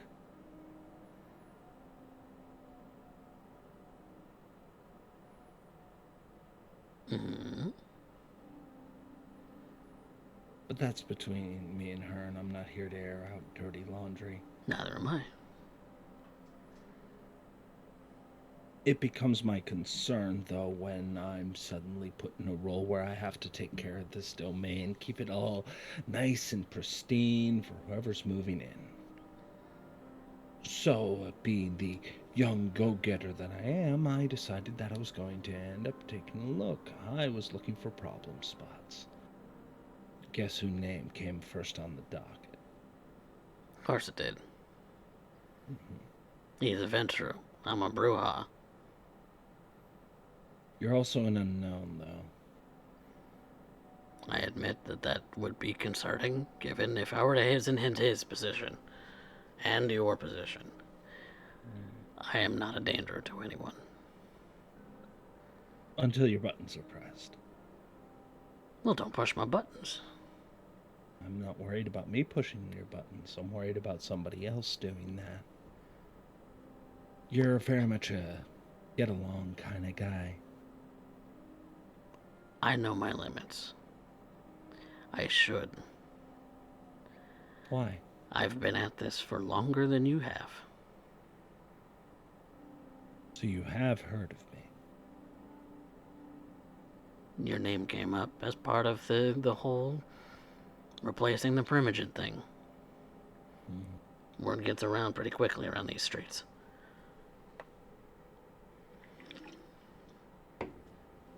Well, I figured it would be better than me playing a game of pool with you. Besides, I like pool. I don't need you.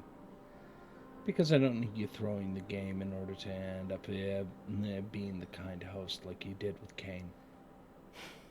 You think I threw? Very much so.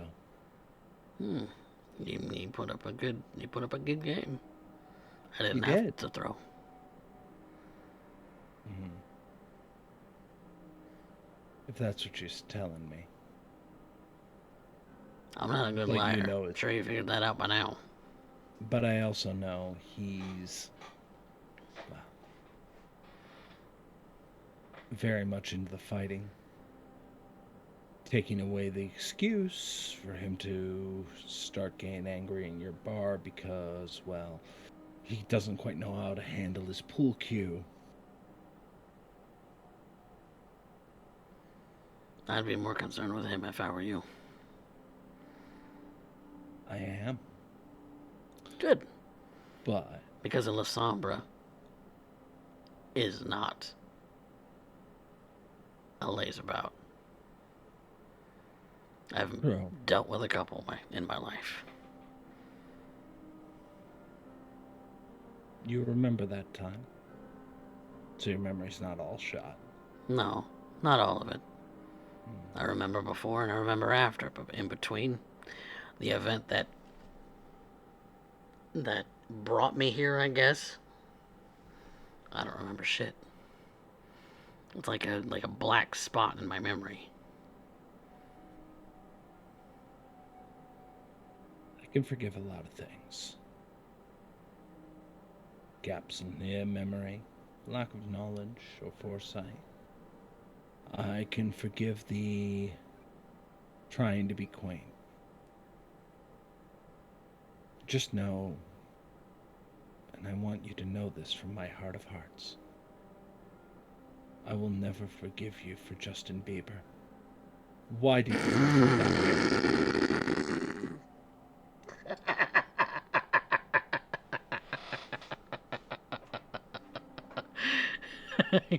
He gives a very, very hearty chuckle. That one's funny. That one's on you. Was... Should have kept him north of the border. But no. You had to inflict him upon the world. I swear, he's a second Inquisition weapon of mass destruction. I had to listen to him through all of high school. You know what that was like for a growing young lad? Oh, you are such a baby. You are such a baby. Oh, God. Oh, he's doing it himself.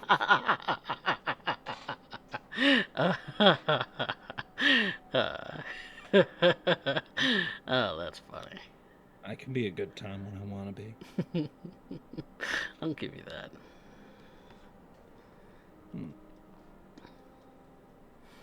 All right. So what do you want in this domain? I'm sure that the others have asked you. Really? But I think you and me have a different rapport. Would be nice to get that kind of thing figured out, but it's not a priority. What is the priority? You're operating my domain, so it becomes my problem. My priority, while Brucata was here, was to look after everybody and make sure that everybody was in line so that the hound didn't get called. Because if he gets called, the sheriff gets called. And if the sheriff gets called, people get wiped out, and I don't want blood. I get it. Oh, that explains it. I've seen enough bloodshed. So who is it that you've been covering for? Covering? It's like a filter, right? If you can handle the problem, they don't get thrown to the hound. Hound feels you're undercutting his job, but it also means that you're trying to be a good bean. Means that you're also here looking out for them.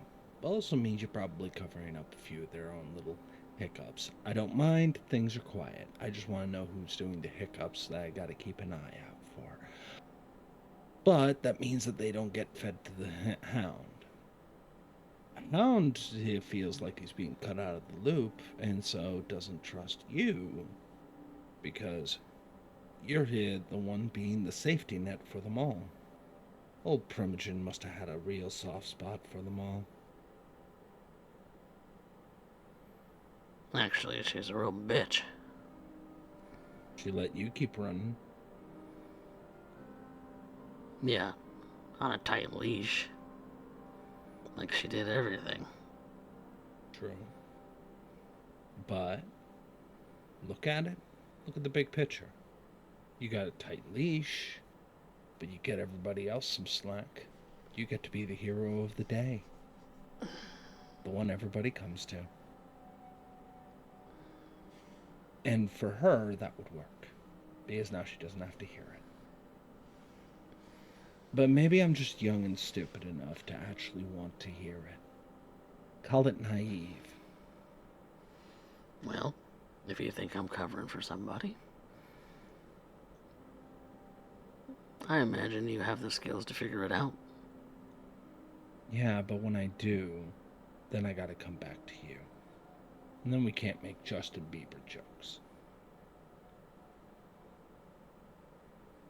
Your loss. And I don't think you want that to happen. I think you like it being quiet. I'm just looking for who are the troublemakers I gotta keep an eye out for. The ones that still don't know on how to feed properly, the ones that try and end up hiding a body badly, the kind that don't understand what really happened when everybody got, well, heads removed from shoulders. To be quite honest, there ain't anybody like that left.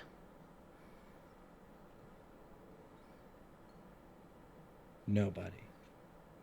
Most everybody who kept their head down during the purge were smart enough to do so. Anyone who wasn't, well, they got their head chopped off. At least according to those who were here. And nobody's got a grudge to settle. Well, maybe there's some grudges to settle, but who am I to dig into their business?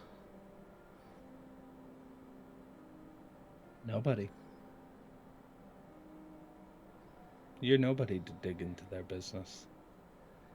Not your concern, right?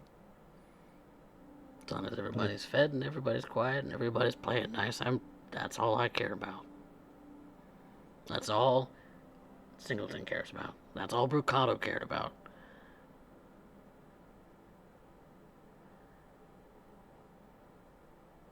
Ain't nobody breaking the traditions around here. Ain't nobody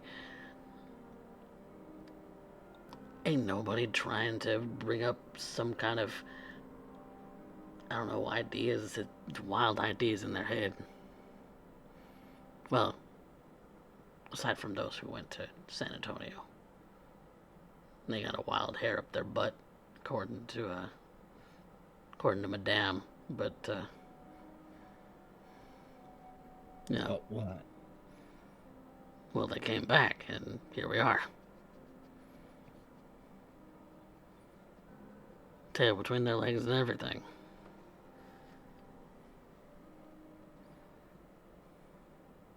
Gerard, you, all things considered, you have been a delight this evening. Well, I hope so. Expect me popping around every so often. I like to keep my ear to the tracks, and you're just the guy to do that, too. Great. You should be honored. It means I like you. That I can't say about a lot of people. Why is that, Shriek?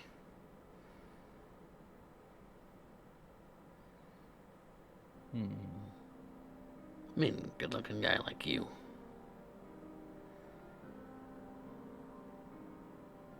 Because everybody wants to do one of two things. They either want to lie through their teeth about what they're actually doing and make my job a lot harder. I suck at that. They try and be a hero. Try and end up pretending like as if somehow they're above it all. That they're something can end up making the difference. Can you blame people for having principles? It's not principles, it's bullshit and jerking off. What was the old line? Self-betterment is akin to masturbation. Fact of the matter is that every one of them, wants to end up standing up like as if they ended up wanting to do some good. Reality is the people who end up suffering, really suffering, ones that get exsanguinated, tossed aside. Nobody gives a flying fuck about them. And the only thing that makes me more pissed off is when people keep pretending like they care.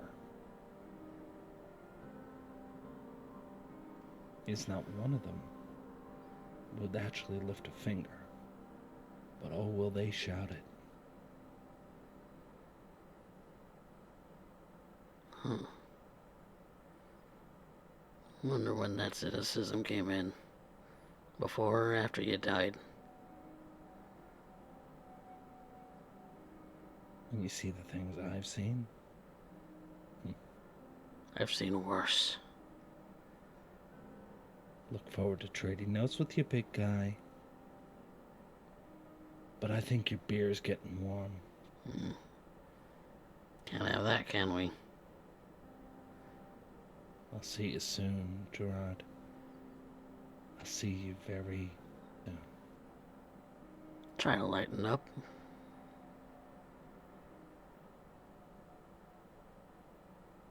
Streak starts to walk away. Their fangs are piercing into their gums. Trying. There would be blood if there was a heartbeat and blood pressure. He doesn't know why he said that. But every one of them sanctimonious cunts. But when the metal it really started playing, when the rubber hit the road, where the fuck were they then? You do your job. You watch. You make sure everything's in the right frame. You give it your all. You sacrifice. You try and end up playing by the rules. And you watch everybody say, look at how much we care.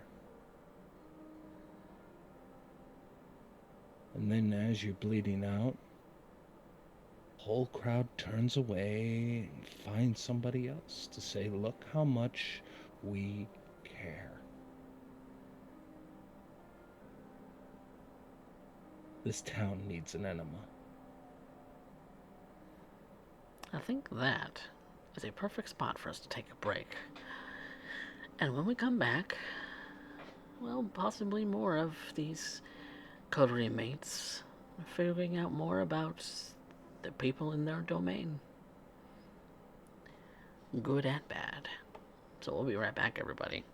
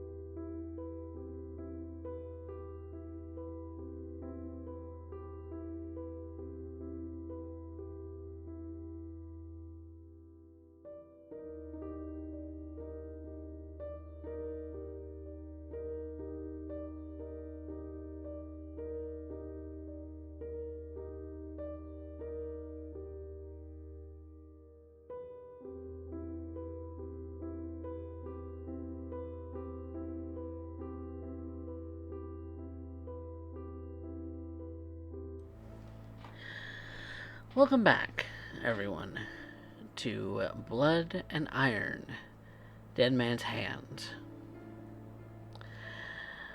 Anna has stayed behind in the bar as the gentlemen that she's been accompanying have left for the night. Gerard went out the back door and did not come back inside. And Kane, after some time, decided that he was going to go and pursue some personal errands anyway. So Anna was left to stay at the bar herself, as Gerard had said that the boys should be by at some point tonight. And so, what are you doing in the meantime to pass the time, Anna? In the meantime, I find myself sort of making a stirring drink. Just a beer poured into a glass. As I'm doing so, I can't help but be disconcerting. If anything, I feel like this whole effort just to meet two people tonight, specific people, has felt a little sidetracked. I don't do really good breaking schedules. Kind of bad at it, actually.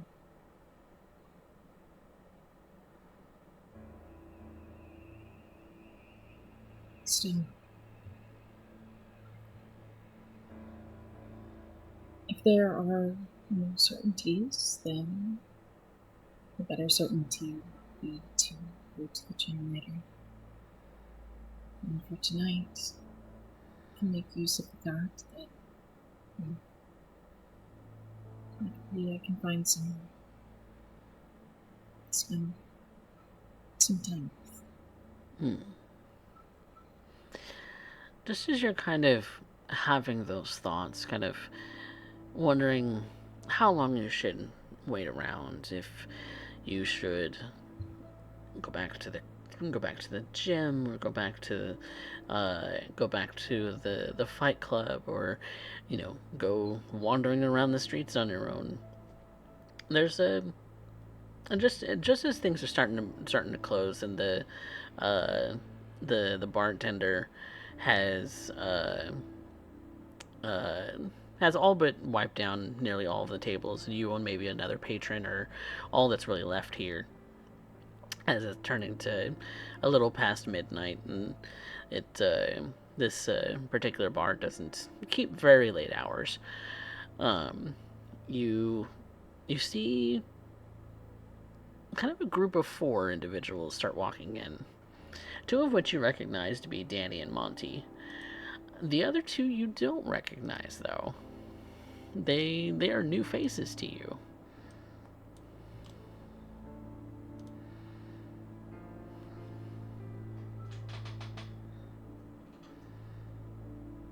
It's interesting.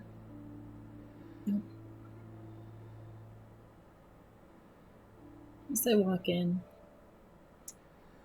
I peer at them for just a moment, wondering at what point either Danny or Monty would necessarily recognize me. I'm going to watch them for just a moment, see how their interactions are with each other. If there's any sort of animosity between any individuals in the group, or if this all seems like a friendly meeting. Give me a wits insight for that, then.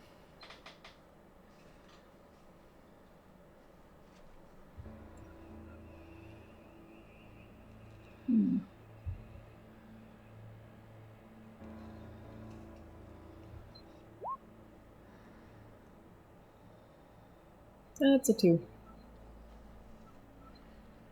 2 is decent. Obviously, Monty and Danny are, as you know, to be virtually inseparable. they're almost walking in together as the other two kind of follow in behind, and when you kind of make eye contact with Donnie or with Danny, he does give you a bit of a short wave, recognizing that you're here, and but doesn't make an effort to bring the others toward you just yet. Monty seems to, order a drink at the bar. Um, the woman also orders a drink, but more of a cocktail. Uh, and the third gentleman, he orders just a whiskey, and uh, while the other two, Danny and Monty, order beers, and all of them kind of file into a table to sit down, and um, and after a moment, they start to have a conversation very quietly. Presumably. I give it a moment. And wait for them to have a break in their conversation for convenience, and while doing so, at this point I'll go ahead and start blending in. Okay. Go ahead and do Blush of Life. That is a Doesn't make you any hungrier. But that little voice from earlier this evening, when you woke up, is still the same as it was. But you do know that while it's not getting bigger, that little pit in your stomach of how hungry you might become, it reminds you that it exists. Yeah. I'll go ahead and ask the bartender for a napkin and a pen while I'm sitting here. And for a moment, I'll go ahead and doodle away as I'm finishing up my beer, letting the rest of them enjoy the conversation. On the napkin, I'll go ahead and write a note to the bartender. Outside 10 minutes. It says what? Outside 10 minutes. Okay. Winky face. Okay. Note has been passed. Noted. And at that point, once I finish the beer, I will go ahead and bring myself up, gather my things as if I'm about to leave. But I'll stop by there, stop by the rest of them. Hi, Danny. Hi, Monty. Fancy meeting you here. Fancy meeting you here, Danny says, with a bit of a smile, and Monty just kind of waves at you. Anna, this is Madame and Blaine. Madame, Blaine, nice to meet you. My name is Anna. Pleasure to meet you, Anna, says the woman, and Blaine also says, nice to meet you. And then Annette just kind of like cocks her head at Blaine, noticing like all these tattoos. Well, are they just like miscellaneous tattoos? Are they more like obscure? Is there any sort of symbolism behind them? Well, let's find out. Anna, roll me in intelligence streetwise. We're just having a conversation about this. I have nothing in streetwise, so it's all intelligence, baby. Hey, baby. Oh, okay.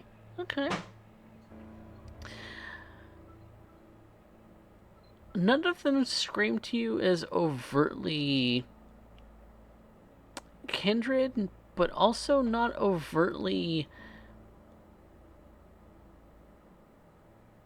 like gang related either. It's kind of more along the lines of fashion statement.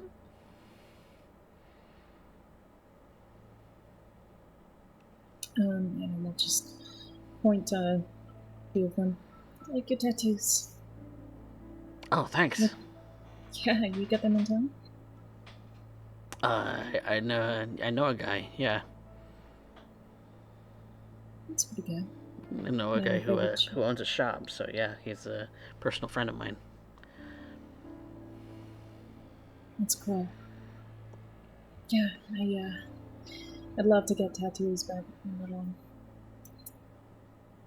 a little bit afraid. Afraid? What you got to be Yeah, afraid of? blood. Blood. Yeah, you see a lot more ink than blood, really. But I can see why. Yeah, I'm sure. And she'll turn to Danny and Monty, just kind of like overpeek at the table.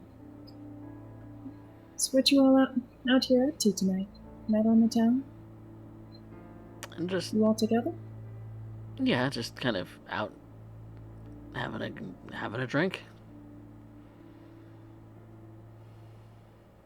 Thanks. That seems fun. They'll just kind of smile at you.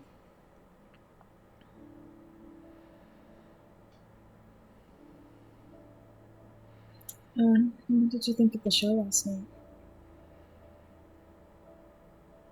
And the madame just kind of looks over at Monty and Danny and says, "Oh, you went to a show?" And Danny says, "Well, Kane got a big stick up his ass about wanting to fight somebody, so there was a fight." A fight? She says, kind of inquisitively.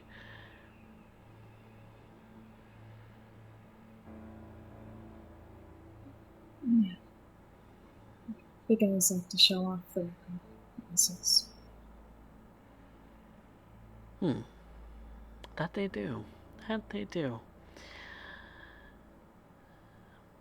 Big guys like to show off a lot of different things, but not all of them are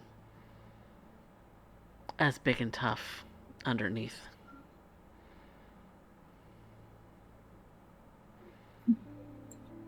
That's for sure. Sometimes it can be a little.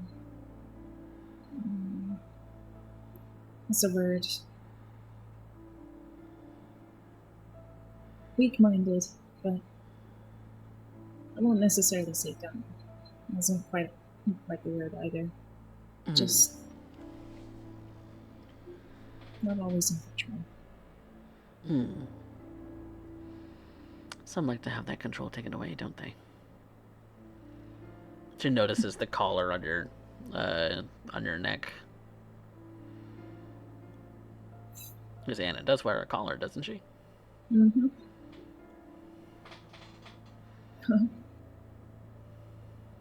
You could say that. Maybe sometimes it's to protect it.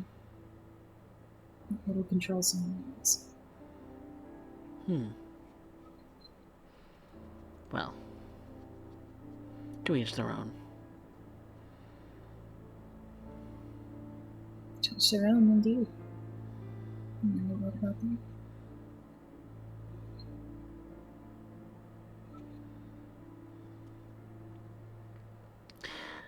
Blaine just kind of pipes up. So, what are you up to tonight? He says to you, Anna. Incidentally, I was looking for Danny and Monty. What about us? I had questions. Just how you manage. Well, if you want to sit down. Yeah? Sure. Scoot over, Monty.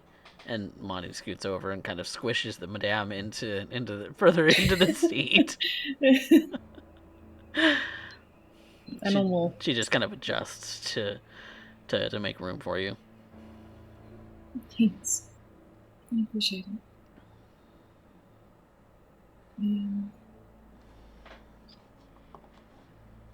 It may seem really out of the blue for me to just suddenly ask this, but I mean, I feel like a lot of things have been out of the blue.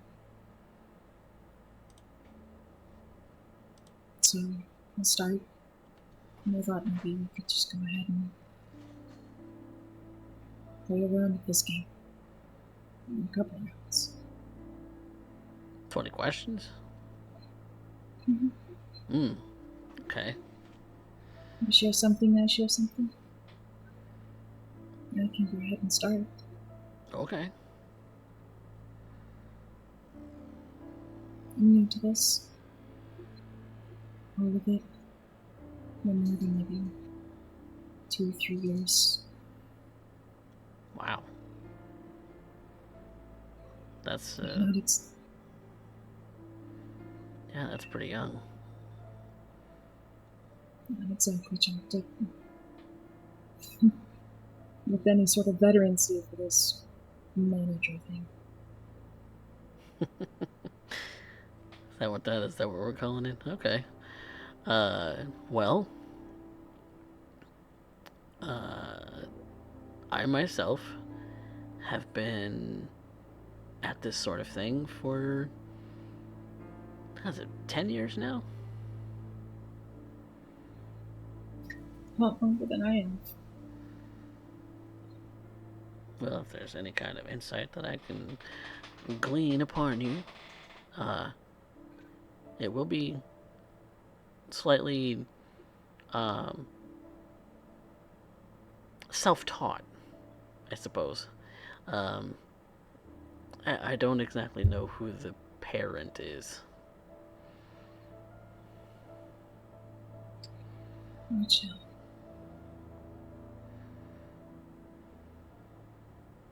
Is that common? I don't know if it's common. It's the truth for me. Monty? And Monty just says,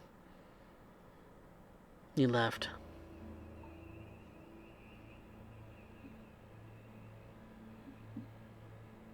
And you notice the madame doesn't say anything, but Blaine is the next to speak up and says, nope, I'm pretty much my lonesome, so I tend to look after the thin blood, the little ones, as we might want to call them right now. You know, we're not all exactly the same, but we all have a bit of a common quirk. Not quite right. I mean, you're all managing for as long as you have. I'd argue something's going right. Well, you learn things, and then you find other newbies, and then teach them the things that you learned, and have them hopefully not make the same mistakes that you did. And everybody just kind of, passes it all along and just kind of fend for ourselves. Don't get caught out. Don't get caught out with your neck sticking out your window.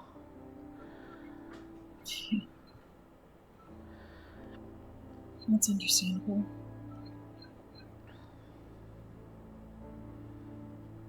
I'm not from around here. I actually came from Portland. Portland?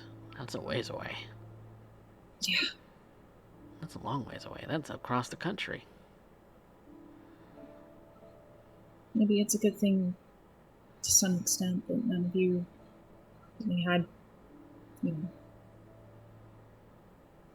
parents, teachers, mentors.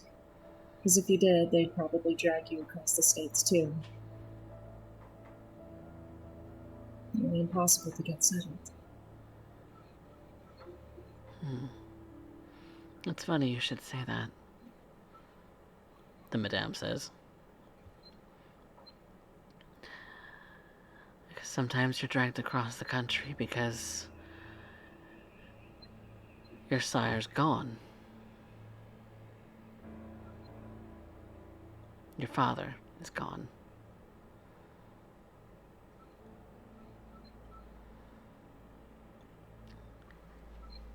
Is that what happened for you? You had to run? Several times.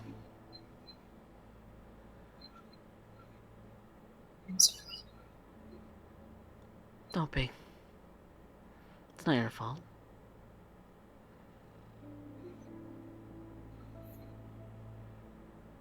Still shouldn't have to. It was a good thing I did. Because if I didn't, I wouldn't have met some of the more important people in my life and come to realize my new home.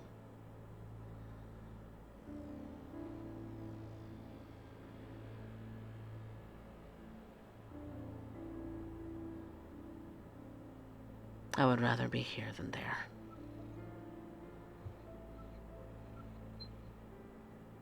I'm glad you found that at least. It's really important. That begs the question to you, my dear.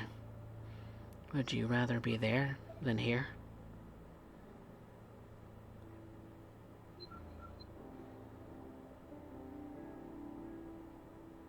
I don't really have any in that regard. Portland's not home. It's just where I grew up. And in truth, there isn't really anything for me to return to. I destroyed that on myself. Not even the nostalgia. No. All of that's ruined too, huh? No good memories.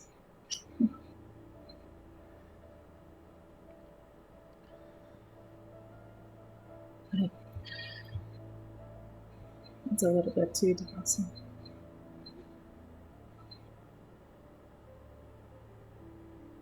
It's okay to mourn what you've lost.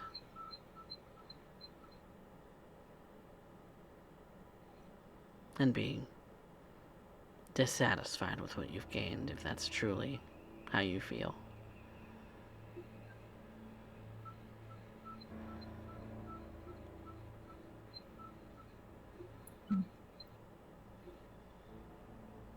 I guess I'm a little bit too busy to be thinking about those things at the moment. It's more like I'm concerned about covering my neck, for lack of a better term. No.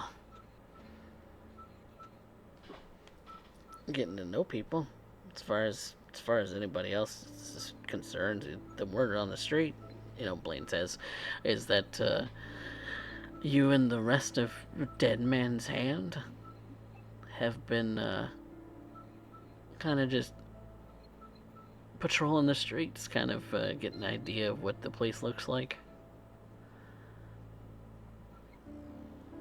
I think that's accurate. And some of us are already settled, and others are not so much. yeah, I fall into the latter. Well, if there's a way that we can help you settle, just say the word and we'll, take you someplace else.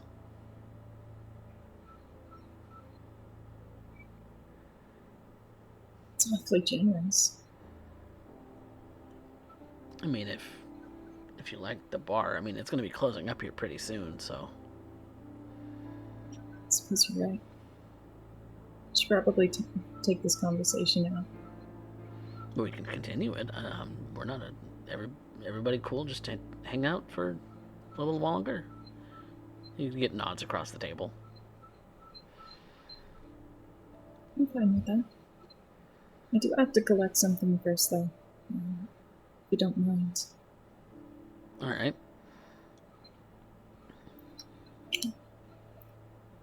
If you could, would it be alright if we just met a little down the block?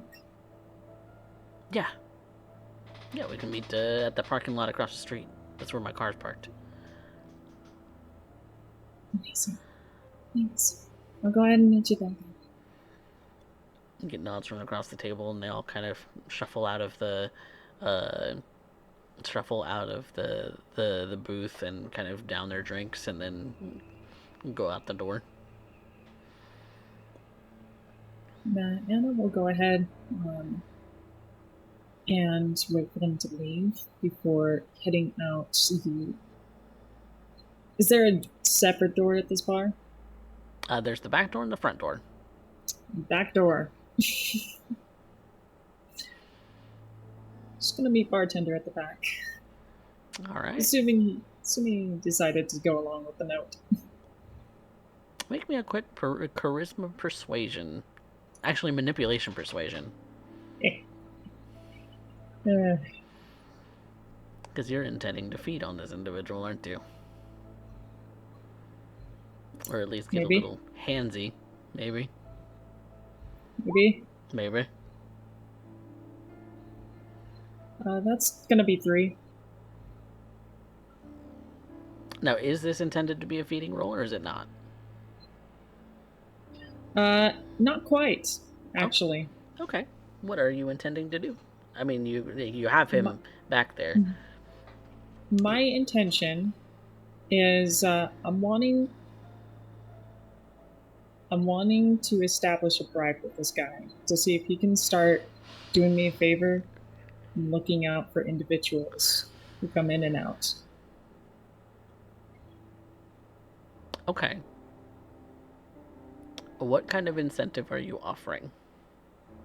That's a good question. Anna doesn't have anything.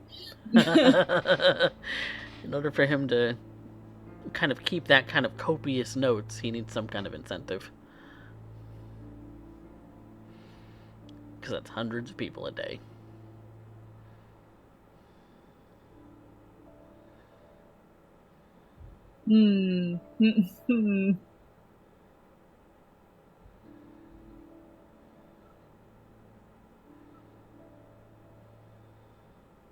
Bear with me. This is going to be stupid. All right. So as soon as Anna sees this guy, she's going to make contact with him. Using compel. Give me your wallet. Okay. And he does, because he's immortal and does not have a way to resist. Okay. As soon as he does, with the random brain fugue that he has, going from there, Anna's gonna play it off like she just found his wallet. Like, there you are. Perfect. So, you're not keeping very good track of this, sir. She just holds it up to him and says, A point of clarity. Do you have cloud memory?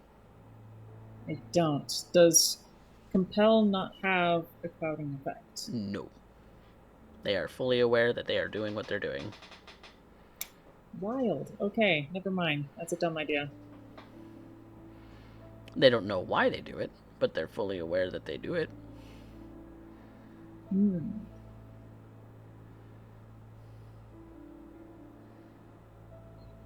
This is an update to how you've ran it in the past.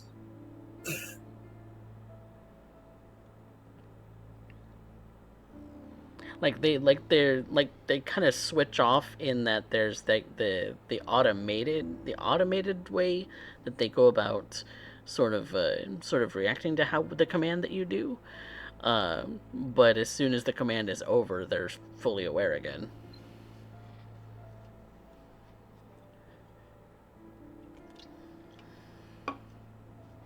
Okay.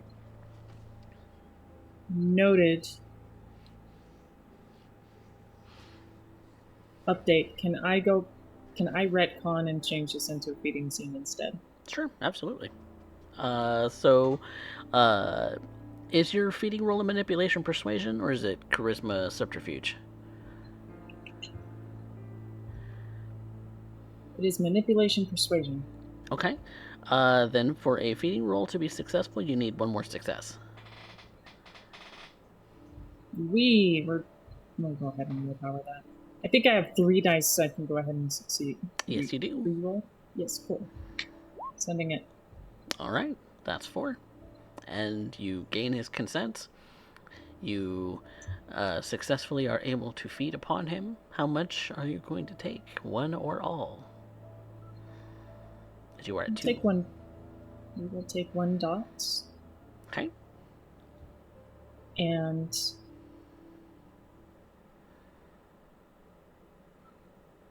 I'm gonna get this guy's number. Yeah, I'm just very curious how it is that you're actually the gist of what you're doing to persuade him to let you bite him like a vampire kink. I mean, the most simple way Anna typically does this is that it usually has to go sort of the siren route, right? Sort of siren. Yep. Starts off with the gentle kisses, going around, taking the opportunity to just ask the simple way. And it's sort of a vague way.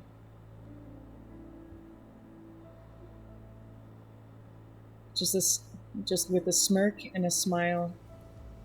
Can I take a little off the top? Can I be rough? Very nice, very nice.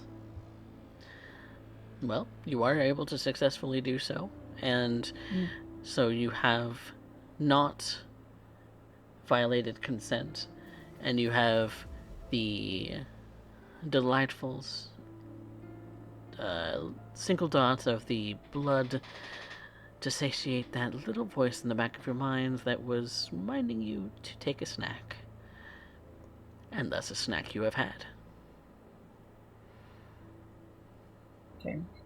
And at this point in his euphoria, I think Anna will go ahead and slip another piece of napkin that has been scribbled on with her phone number. Ooh, all right. Do you leave your name on it or no? We'll leave a different name on it. Okay. But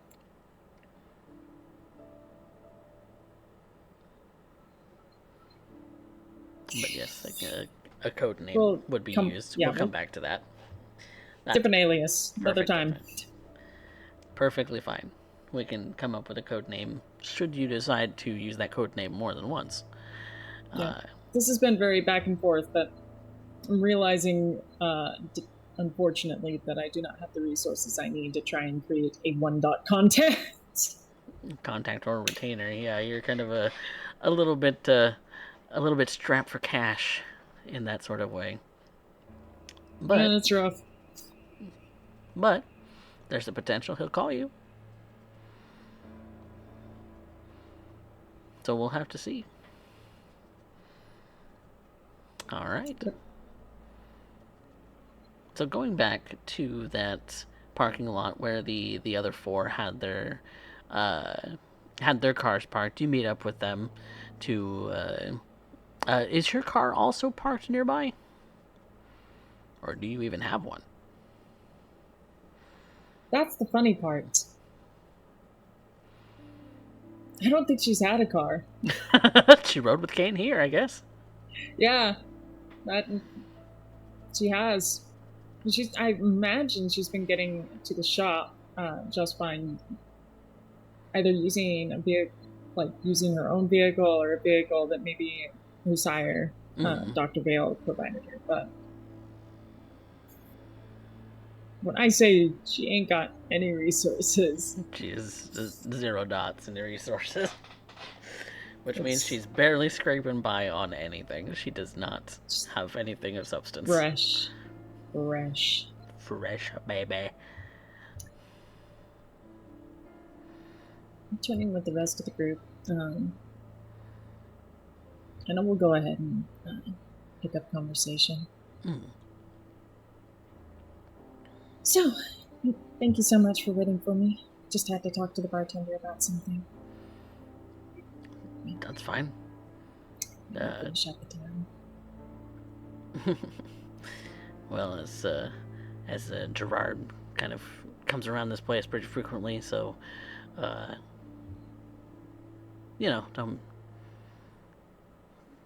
make a habit of flirting with the staff. I guess he frowns upon that a little bit. Gotcha. I guess that makes sense. Tends to be here routinely, is he? Yeah, he's here pretty regularly, so we just tend to come by for drinks and conversation and hopefully find him. Did he already come by today? Funny enough, yeah. I actually got to talk with him today. Oh, what'd you think? In truth, I like him. He's decent.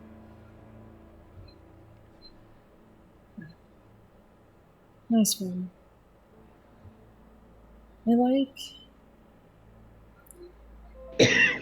that he doesn't want to be violent. He was very, very pronounced and very distinct.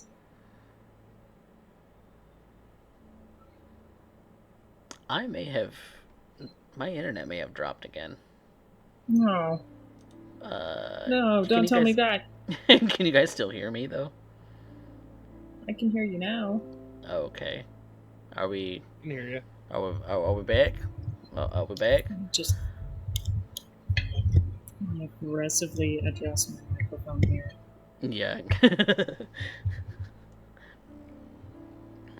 There. Okay, here we are. Now we're back. Alright, so we're back now. Alright. So what was Anna asking again? Well, they asked Anna what she thinks of Gerard, and she said, I like him. He doesn't... He's not about violence, and honestly, that's a difference. It's not... Of the many individuals I've been meeting, and have had the opportunity to meet lately, he's direct, and he doesn't like violence, and that is fundamentally entirely different from everyone else.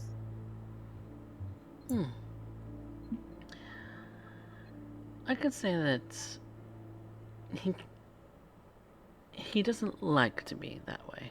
That's for sure, Madame says, as she's kind of sidling up to you, Anna. He's easy to get along with. That's for sure. As far as these other gentlemen, she looks to Danny and Monty, they do like to scrap around. And who doesn't? Danny says to Madame. Blaine just kind of in the background just kind of shrugs. Well, I like to, blow off some steam sometimes. It's cathartic.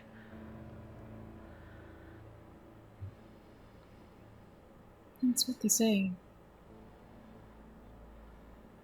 But, I mean,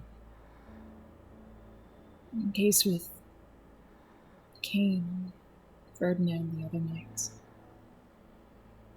You mean Fernando? Fernando. Yes. I was honestly terrified when the thing was going to just snap.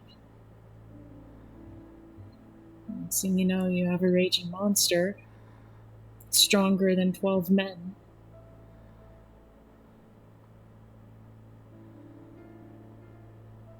Don't you two fear that?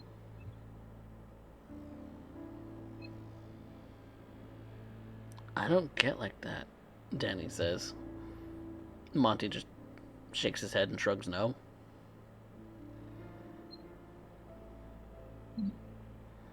You don't. Yeah, and I kind of like. She kind of like takes a step closer for a second. Do you. I'm sorry if this is too forward, but. Do you get hungry or thirsty? Yeah, of course. But it's no worse than before.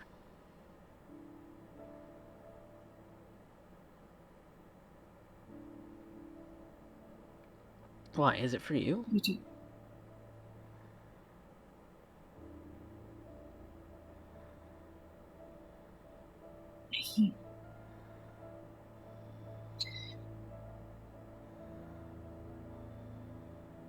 Needing to feed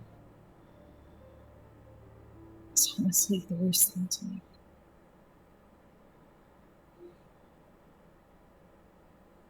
At any moment, you let it get too out of control. You put yourself and everyone important to you at risk.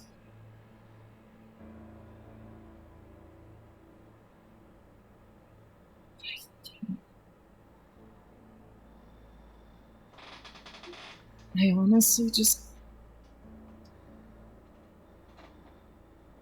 I can't justify it. Not easily. And so I just don't.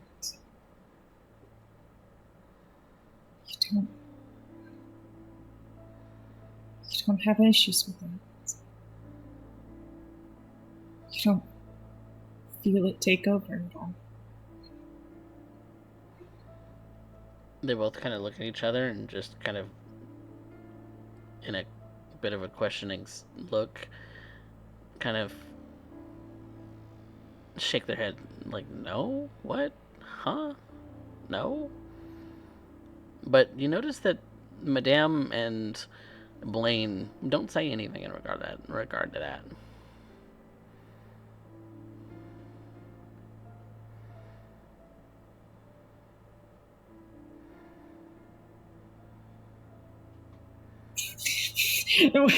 When I slip out of character, immediately go into Spectre mode. Brain ticking. Yeah.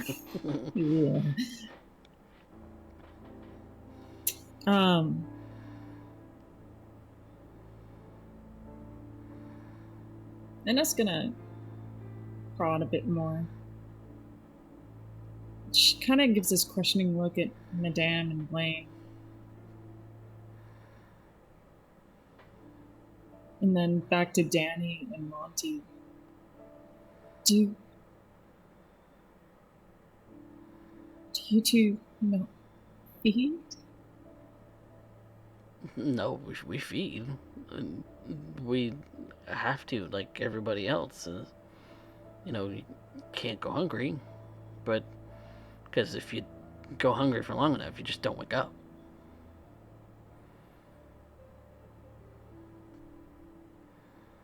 But it doesn't take over.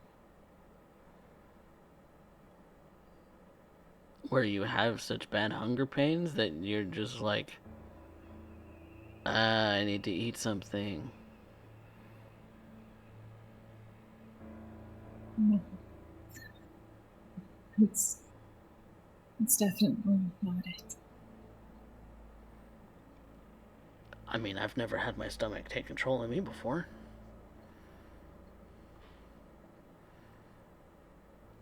And she'll look at Madame and Blaine.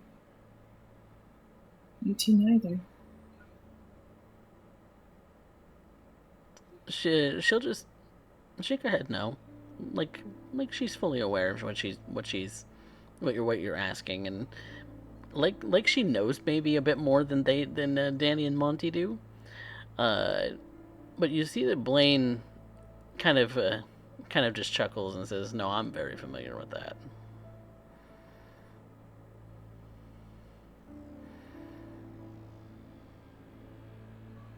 And then he says, "What? You get like that? Like where your stomach just takes over, like full on like hunger rage sort of bullshit?" It's like, I'm surprised you don't.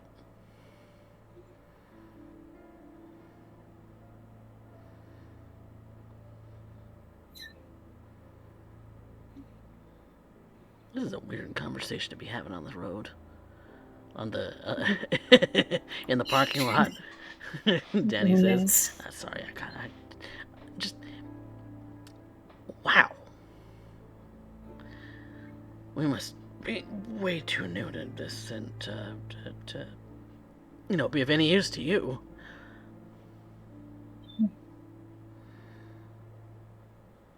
No, honestly,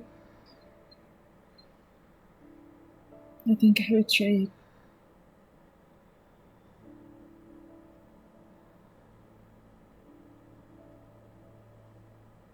It's bad enough to constantly need to need blood. But when the rest of the rest of the community shits on you for being half breeds, They shouldn't. they Because do. at least you don't turn into a raging, snarling monster with no sense of personhood just because you're a little hangry.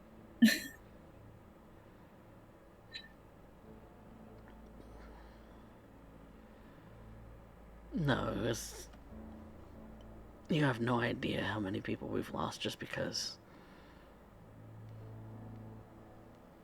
we stuck our neck out too far.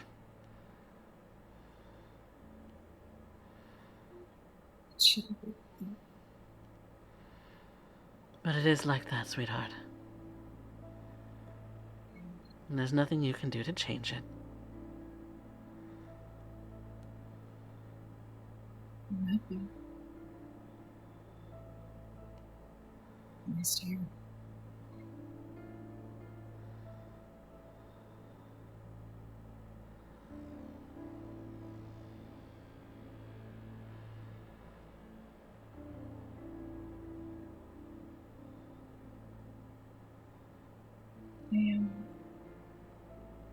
I might be new to this, but I want to make it clear if anyone's giving me trouble. I understand there are some who do. Like Singleton. Fuck Singleton. If any of them give you trouble, you can find me. You can contact me. Singleton at least gives you warnings. The real problem is Cynthia. And that is where we're going to transition to Kane.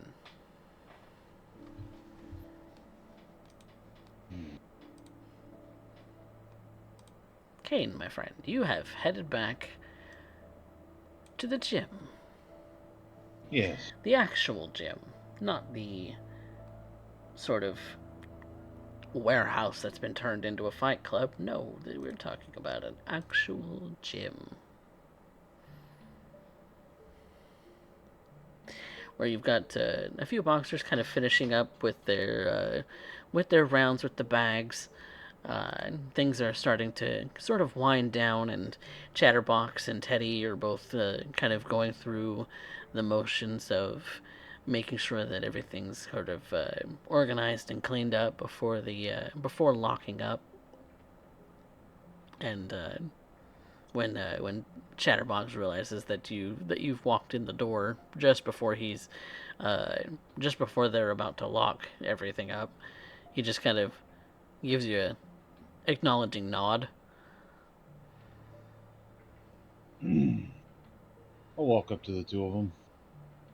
Oh, what's up, boys? Kane, Teddy says. How's everything going tonight? Same as usual? Oh, that's good. No. Anything need to be fixed or replaced lately? I've been meaning to Um, get the rest of the dumbbells and stuff, yeah, the painted, but I've just dumbbells are been really. busy. We had a.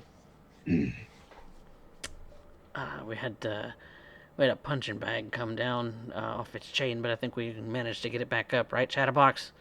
And he just gives a yeah. Okay, I'll see about maybe getting an extra spare or two. You don't have to worry about that too much, Sheriff Kane. We've uh we've got it all fixed up here. You know, it's not like it was it's like the link had come loose, so all we had to do Oh, was okay. cinch it back together. Alright, so it wasn't a problem with the leather. Mm-mm. No, the leather was fine. Okay. Well, that's good. What about you? What's up Oh, with you tonight? I was just out and about. Figured I'd come and check in. I can't let this place get away. It's a little close to closing, ain't it? Yeah, well, you know me, I'm a night owl. Yeah, you always have been a little weird that way. Well, most bears hibernate during the winter. Maybe I just don't like the daytime anymore. What, are you comparing yourself to some kind of bear? Chatterbox just kind of chuckles. Big and hairy as one sometimes, but no. How are the fighters looking, Teddy? Anybody up for their licenses and shit yet? I think we have one gent who's looking to get officially licensed, as it were. Uh, his name's Mathis. Last name's Mathis. Jamie Mathis. Ah, good. Kane, that name rings really, really strongly with you. Mathis. Okay, who do I know? That's one of the guys that beat you up that one night. Oh, He'd been coming to the gym for a little bit, and then him and a bunch of buddies, they picked a fight. You got involved. And let's just say that your head hit a little harder on the pavement than intended. An accident, maybe. Who's to say? But he was there. And you swear it was his fist that hit you. But it's a little foggy. That night's a big blur. Kind of a big black inky blur now that you think about it.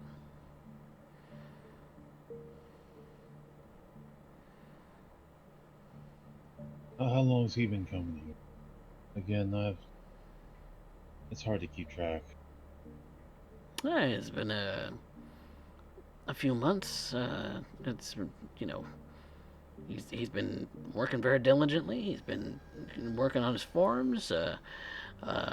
He's taking trainings really well. Him and Chatterbox have gone into the ring and kind of done a lot of sparring. Uh, he's an all around goodie. Okay. Well, like you always do, take care of the fighters, and if anybody needs anything, just let me know. I'm gonna go in the office and do some paperwork. Have a good night, Teddy. On Chatterbox, before you head out, I need to talk to you. So, I'll meet you in the office, all right. and I'll just kind of like give them both a nod, and I'll head towards my office. Or well, it's probably a shared office between me and Teddy kind of share a desk probably because he handles most of the shit. But Yeah. And you take Chatterbox back. He just kind of looks at you. He might not look nearly as imposing as you do, but he's got some pretty strong arms on him from yeah, what you've sparred with him last. And yeah, he's unassuming, but he's wiry as shit, and he can definitely throw a punch. mm-hmm. Strong and fast. Well, makes her a good fighter. All right, Chatterbox, how's the other side of business going?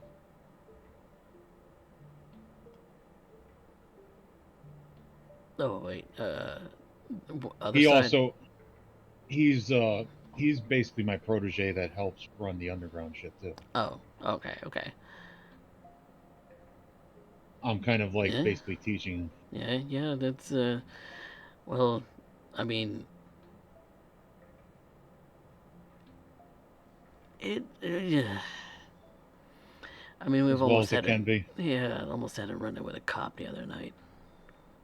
No. Do we need to change venues again? Maybe. Uh, the, fuck. I don't know. This shit's all. It's whack to do it under the table, man. Yeah, I've been thinking about maybe cutting that out and trying to open another gym. Why not? Because you got the two places anyway. You might as well. Like yeah, sure. Rent and licensing and all the paperwork shit. You know, Teddy tells me about this shit all the time, and I don't give a rat's ass most of the time. But you know, thinking about it, you're going through all the trouble of avoiding the cops. You might as well get it all legal. Oh, all right. I mean, just because, like, I get it that some of these guys are like, you know, they've done time before. They might not have the eligibility for a license, but at least, at the very least, we should be above board if we're having them pay us.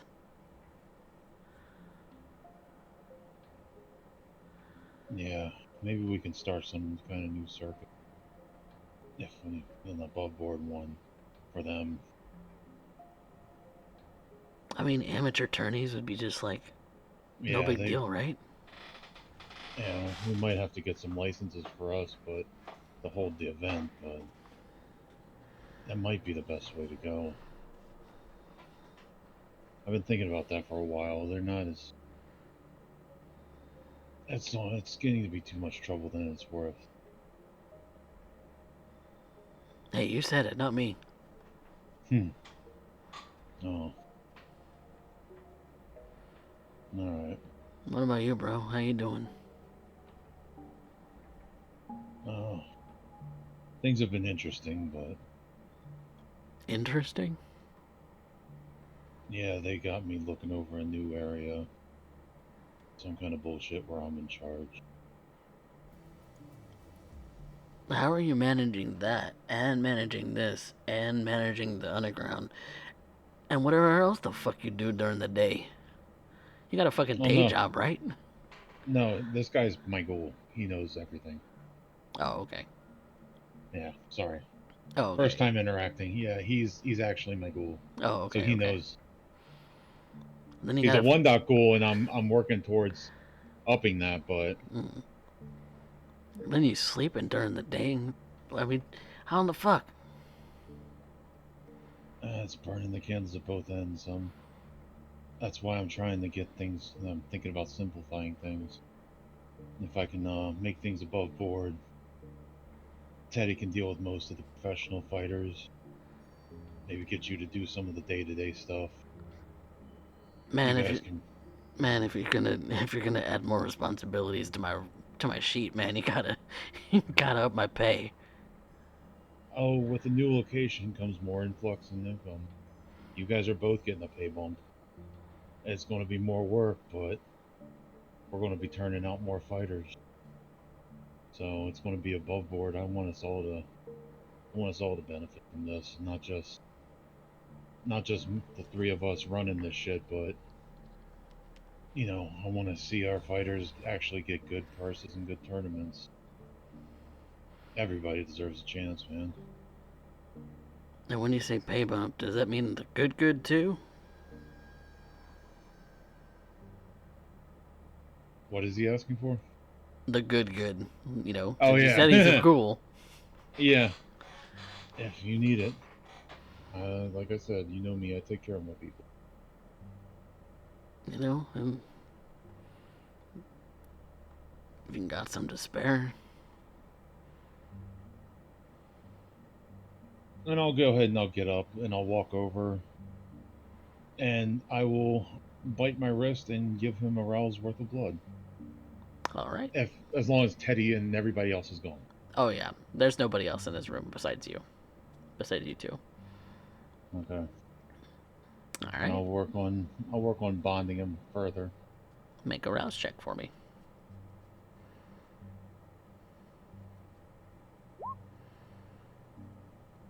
You give him just enough for him to come back wanting more. And as soon as you start to pull your wrist away, he's kind of following it like a puppy, but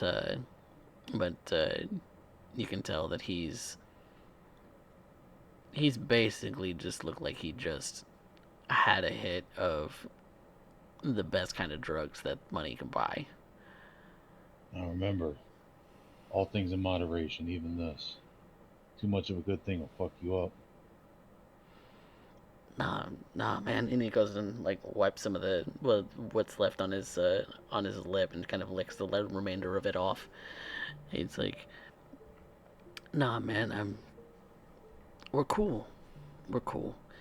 You said pay raise, so I wasn't necessarily fishing. I was just Nah, that's fair. Besides, I'd rather you and Teddy tell me everything than try to tiptoe around me. and, I mean it's good stuff. Yeah. I feel All like right. I've got more vigor these days. Well, that's probably a little bit of added benefit. Because ghouls, they get a little bit of your power too, don't they? Yep, they get 1 dot of your strongest discipline. For you, I imagine So that's potence. Yes. yes, that would be potence. Then he definitely has the vigor of potence.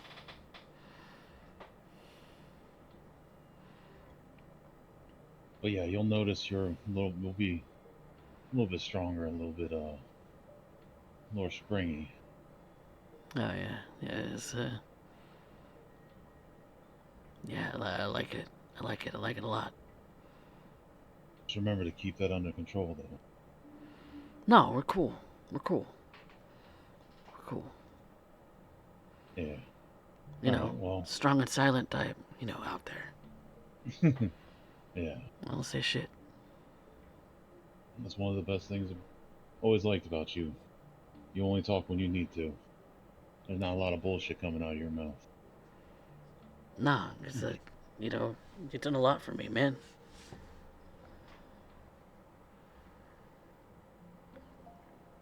I'm just glad I was able to help. We've helped each other out a lot. But I'll start the paperwork and start making the calls and tell Teddy in the morning that we're probably going to expand to another location. I'll see if I can get some line on some more used equipment that we can clean up and repaint. Maybe get a new set of bags for both places. It's about time that some of these be replaced, anyways. Especially the ones that are held together with duct tape. Yeah, those things are gonna come down at some point, and I'm gonna laugh. Yeah. How's everything at home? You guys need anything, or? Nah, man, we're cool. We're cool. We're Okay. I'm just Doing the day-to-day, the daily grind. Alright. We'll keep your ear out. Let me know if anybody needs anything, any of our fighters. Work with Teddy. Yeah. I'll let him know that we're, what you said, and we'll go from there. Alright, brother. Take it easy. Go get some rest. I know you usually are up in most of the hours with me, but even you need to sleep at some point. Man, I've turned into a night owl too because of you. Yeah. And Kane, while he's talking, he's going to get out one of the files on this guy that I forget what his name was, Matthias. Jamie Mathis. Jamie Mathis. Let me write that down. Yeah. It would have been smart if I did that the first time, but I was too busy role playing. He's also the enemy that you didn't name. Yes. I named him. Thank you. Let me pull up and see what I got on him. Now he has only been coming to the gym recently. He was not part of the gym when he jumped me, correct? Or am I younger than I thought I was? He's been coming to the gym for a little while. About how long have you been embraced? A couple of years? Just a couple of years, long enough to get off the leash a bit, but not old enough to know everything, like etiquette wise. And I've kind of been sheltered like an attack dog. Mm-hmm. He's been off and on for the entire time. He was coming pretty regularly shortly before your embrace. Then after the whole incident, just kind of stopped coming for a little while. But has recently started to pick it back up again, mostly because you suspect that seeing your face around here, he tries to avoid you at all costs. That's what I thought. Because the last he saw you, you were getting taken away in an ambulance with your head cracked open. And that's the last he saw of you. What happened after that is you died, and your sire took you in. Mm-hmm. But he doesn't know that. Well, I'm going to basically look it over, figure out where he lives. Easy enough, because it's all in the registry for signing up for the gym. Yeah, and I'll file that away. Maybe, what time is it about at night? It's somewhere around midnight-ish. About time for it to close up. Okay. Yeah, I'll file that away and follow up on that another night, I think. Okay. When that might be a first thing on the docket while he's still awake. Mm-hmm. Or I could make a surprise visit at his house. Could do. Does he have any people living with him? Like, does he have like next of kin, like a wife or anything that for emergency contacts at the same address? Yeah, there's a wife listed. Okay, then Or I will not girlfriend, be. maybe? You're not entirely sure. Yeah, if it's the same address, I'm not going to show up. I may take a ride out and scope it out, but in fact, that's what I think I will do. Okay, so you're gonna go scope him out? Yeah, I'm gonna scope it out. Well, just as you're leaving the office and kind of turning the corner to leave the office, there's suddenly a small girl in front of you that you didn't see, that was in the hallway just as you were closing the door. Do I recognize this small girl? No, you have seen her before. Okay, that's who I'm thinking it is. Yeah, it's who you're thinking it is. I was like, oh. The girl who's kind of been stalking you. Oh, I didn't see you here. I didn't know you were here. How are Hi. you tonight? Good. Hi, Kane. What can I do for you? Nothing. You just wanted to visit and Well, yeah. Just wanted to okay. see what you're doing. Well, I have a lot of mundane work to do tonight, but Ew. yeah.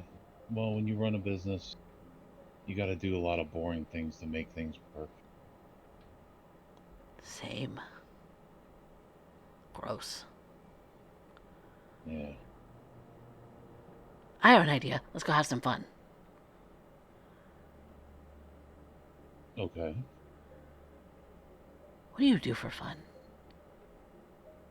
Hmm. I've been working so hard, I don't think I have much fun. Sometimes I let off some steam with some friends, maybe play some pool. Ooh, pool. No, I don't like pool. What do you do with friends? Well, I was a fighter. Sometimes we let off a little steam in a friendly match. Ooh. Who are your friends? Uh, well, none of them are there tonight, but they're just a lot of the people that are from the district. A lot of people don't like try to take care of them. I see. You're not covering for somebody who's been naughty, have you? No, Okay, good. no. If they were that bad, they wouldn't be my friends. Maybe they are, maybe they're not. But if they've Well, been bad boys and bad girls, yeah, I don't want to think that what happened has to happen to bad girls. And Kane will just kind of think back, knowing what happens to bad girls and bad boys, and kind of repress a little bit of a like, ooh.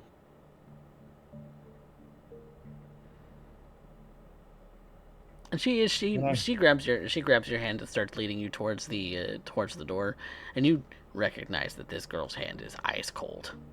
mm-hmm. She's not even So trying.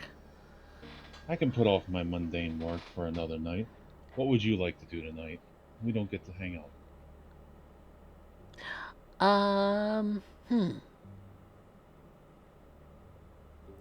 I want. I have been told I need to find. What was his name? What's his name? I forget. Oh well, it'll come to me. I have to find somebody. Okay.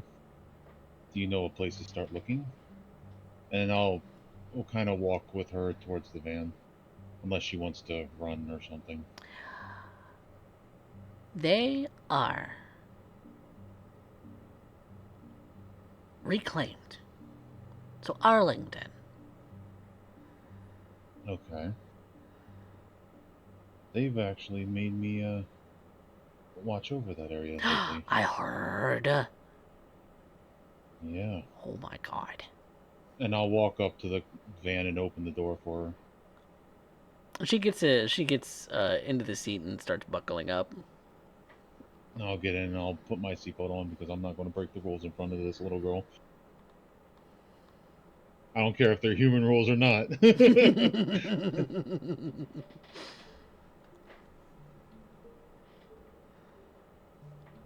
You know what I heard? What did you hear? The person I'm looking for has been very bad. Oh no.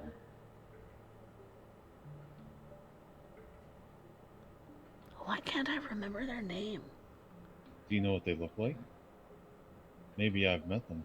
Maybe. Um.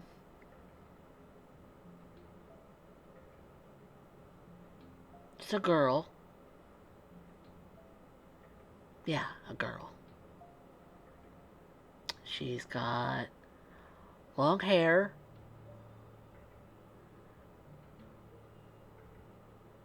No. No, it's not hair. It's a veil. Duh. I'm stupid. Uh. She's like a nun. Like a nun. I don't think I've met that. Is it okay if I ask what they did? They I'm just made a curious. oopsie. I'm not supposed to tell. Okay. It's a secret. Okay, and I'll start driving towards Arlington. All right.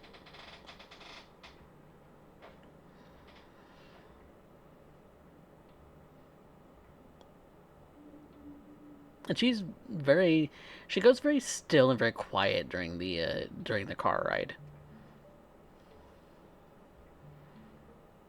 It is it is clear and plain as day that this girl is very dead. She does Mm-hmm. not look like she has been alive for a long time. I never asked, do you like music? What kind? It depends. Well, that's what I was curious about. What kind of music do you like? I can put some on if you would want while we're driving. It's up to you. No, no music. I don't need music right now. Okay. Charity. Sister Charity, that's her name. Okay. Smisi. Ooh. Just thinking about that. Kane's thinking about the horrible things that could have been done. Okay, I've already maybe said too much. it's okay. Don't I don't want you to get in tell. trouble. Don't tell. Don't tell the Brits. Don't tell Mr. Horsey. About what? I didn't hear anything.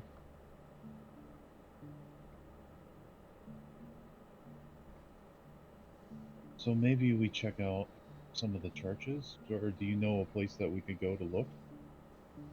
I remember now.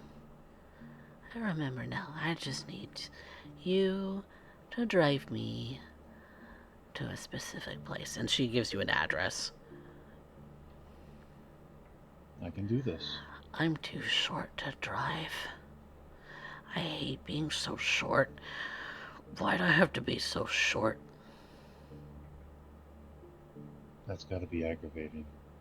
It is. It's awful. I hate it. It's the worst.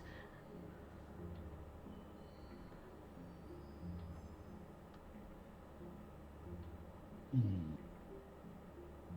And I will, if she talks to me, I will answer, but I'm basically going to try to get her there without breaking the speed limit or anything.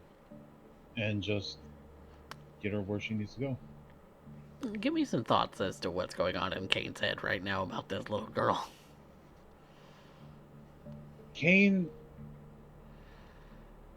he is not scared, but he is definitely knows what she is capable of and how important she is. So he's trying to be as respectful as he can be and help her as best he can because, well, frankly, what she wants, she's going to get. He's also recalls the first night he met her. She was squared off with two, he thinks there were maybe a Bruja and a Gangrel. I don't know. They look pretty strong. and they were about to lunge at her, and Kane intervened, and she found it very amusing.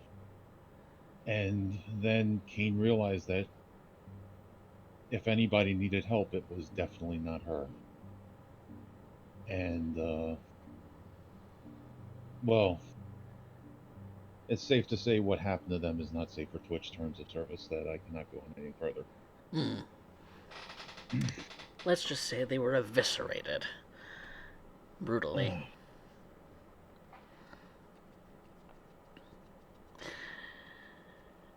And so that is whom you have in your front seat. Yes. A little girl who could eviscerate 2 kindred on her own, by herself, without intervention.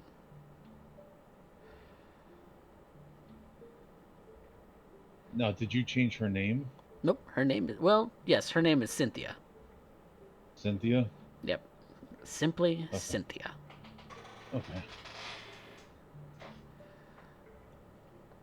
I'm going to change that in my notes so that I can.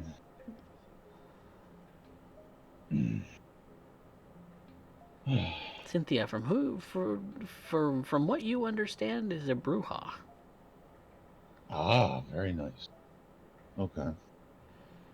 Given that she brutally eviscerated another Bruja and a gangrel at the same time. Okay, I think we're here, Cynthia. Would you like me to come with you, or do you want me to stay in the car? No, you can go home. Okay. I'll find another ride. All right. It's always good to see you. Try to stay safe. Good to see you too. Try not to be too paperworky. Have fun sometimes. Yeah, I need to work on that. Well, good luck. Oh. I need to tell Singleton. I can go tell him something if you wish. Just tell him I'm here.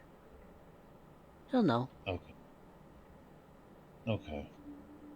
I will go find him and tell him. Yep, just tell him I said hi. I will do.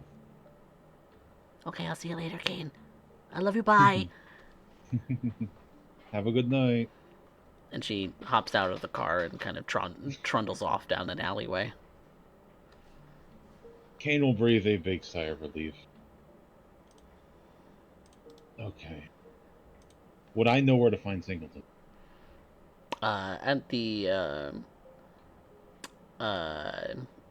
storage facility. You know, he's there pretty often. Yeah, that Singleton is Raphael, right? Yep, Raphael Singleton. Okay. I will head towards his place then. All right. You're heading off to see Raphael. And are you just passing along the message, or did you have something else you were doing too? I can tell what I'm doing. I just wanted to have the scene with him because. Okay. So I also had questions for him too. Had some questions for him. Okay. Well, that's perfectly doable too. So you make your way towards the storage place. He's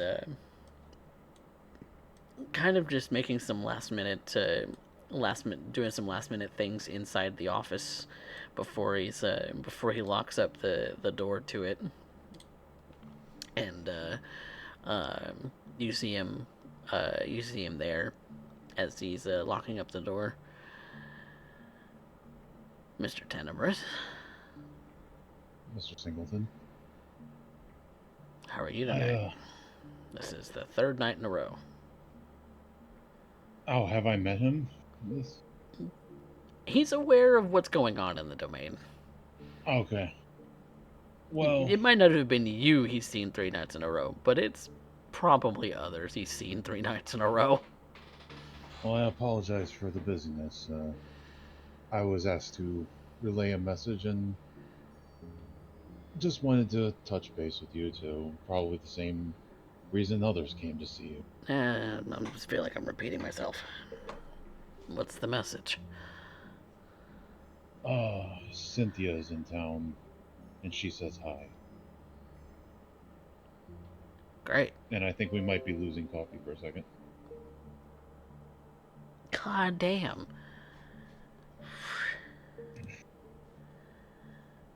God damn. Am I still here? Okay, now you're back. I can actually see you moving your head now. Oh my god. What is with internet tonight? God. I don't know. It hates you. It does. It It does. wouldn't be a CoffeeCat production without some technical difficulties. Right? It's kind of a hallmark of our brand now, or your brand. I Really say though. our brand just because I'm involved. I'm part of your brand. You are part of my brand. Support the brand. But Ah, yes, I'll just tell him Cynthia is in town and she wanted me to tell you hi. oh, great. All right. Well, that's a thing. Thank you very much for that. And you had questions? Well, um, I just want to know, is there any troublemakers making waves in the domain or anything that you need me to watch out for? This is the third time I've answered this question. Uh, well, I haven't touched base with the others. I Then think we're do all that. trying to. I understand. I apologize. My god. I'm just trying to make less work for you in the future. A coterie that's not even a coterie. We're very new together. We haven't really developed our interpersonal skills yet. Well, you better get on that quickly because I don't have time to be babysitting you all this in that regard. I have a job to do, and now that Cynthia is here, I have even more work to do because there's going to be cleanup that needs to happen, and I'm really not looking forward to it. As So a I don't means of apology, can I help?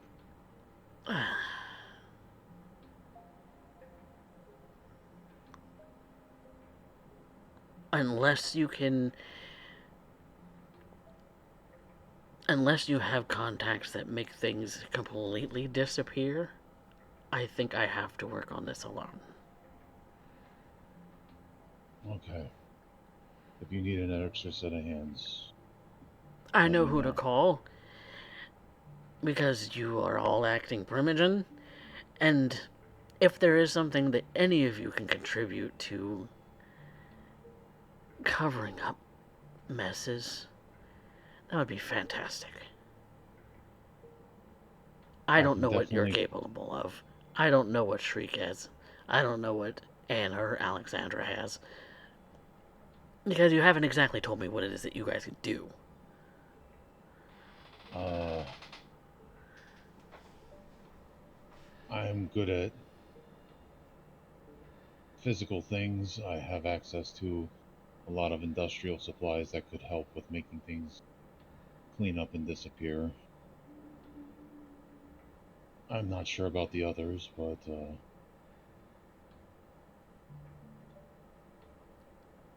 Crime scene cleanup.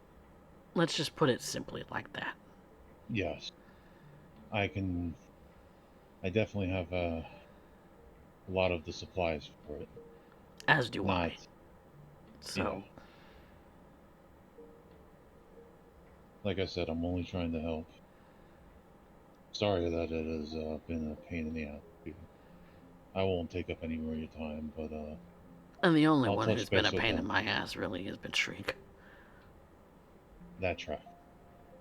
That does not surprise me at all. You know, Nosferatu are normally very accommodating. Uh, he's something else. I think that's the best way to describe Shriek. It's different. Well, I think I'd like him if he wasn't so pompous. it there's something about him, like, I don't know what it is, but I'll have to get to know him better. I suppose. We're all going to be working together pretty regularly. Just gotta get the fuck over it. Alright. Well, I don't know how bad it's going to get tonight. If I need your help, I'll call you. Copy that. Or I'll call one of your people, because my phone's on the fritz since you walked in the room. Ah, that. Yes, that's an unfortunate side effect of me being me. That tracks. Yeah. If you need me, I'll be at my gym. Alright. And I'll kind of shake his hand, and then I'm probably, unless someone comes and gets me, I'm going to spend the rest of the night just doing mundane stuff like wire brushing rusty dumbbells and plates and putting fresh coats of paint on them, and then like getting the white paint out and painting the numbers and making it look newish so it's presentable. Alright. Well, that leaves us with Shriek. Shriek, you've been tailing a certain Ventru woman. Hasn't been particularly hard to do. Her car, now that you've kind of committed it to memory, is now solidly locked into your brain. And she doesn't seem to go very far from where you were hanging out. She gets out of her car, starts to walk down the street a bit and down an alleyway. Well, allow me to start off proper by rousing. 3 rouses and no hunger. Ooh, got some I mojo. feel like We got some mojo dice going on for Shriek right now. Fingers crossed. I continue to end up following. I take down the license plate and It's in view now. Yep. It's pretty easy. just look about, trying to, well, poke my nose where it doesn't belong. That's, after all, the raison d'etre of the Nosferatu, right? That's what we're expected to do. Might as well make it for somebody who's interesting.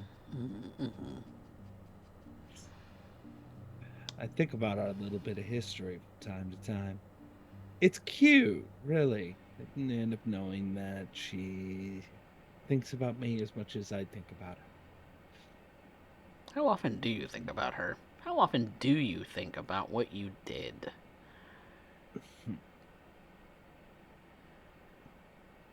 What did you do, Shrink? Why does she not like you?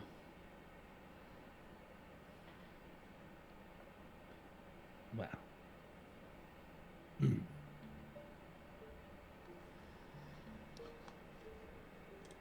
That comes down to a little bit of my embrace.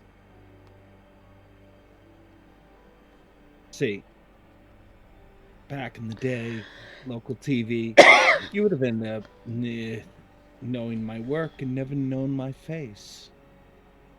See, I was a cameraman for local news. Best work was always on at 10 o'clock. Well, at that point, I fell prey to, my sire at that point.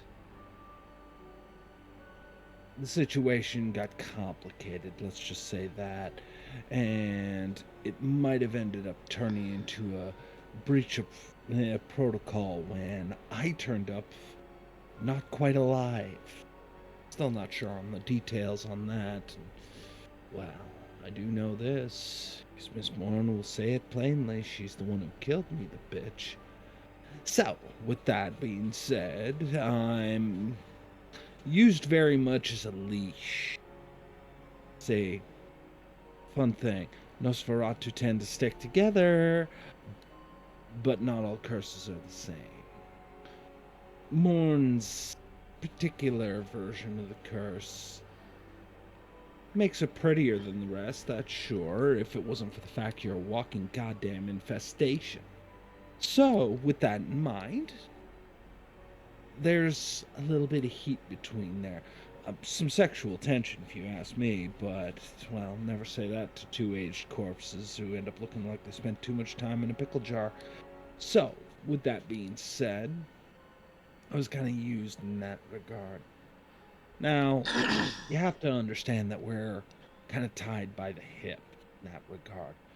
This morning and me, both of us dealt with the problem of, well, it's after all the tradition of progeny. So, we need to end up buying some favor. So I ended up turning to the one thing that Warzy wanted to end up knowing most of all. Who was trustworthy in the city?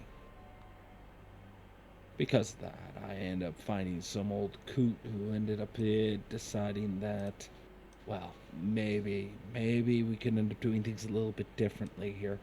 It didn't really matter what the reality was. It was enough to end up being able to end up getting my attention.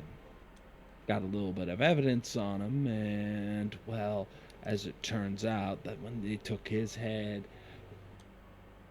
the kids took exception to it. Jade there is one of those two. The other one, I think, ran off somewhere. Probably the smart one. And so everybody looks at her as the spawn of a traitor. Kissed in my ass. She ends up being out here, complains on how she's one of them not wanted. End up getting born with a silver spoon in your ass and ends up being part of the big bad Ventru. Blue blood, supposed to be kind of kings. It all looks the same when they come down to my level. I kind of like her struggling, to be honest. Makes me feel not quite so alone in that.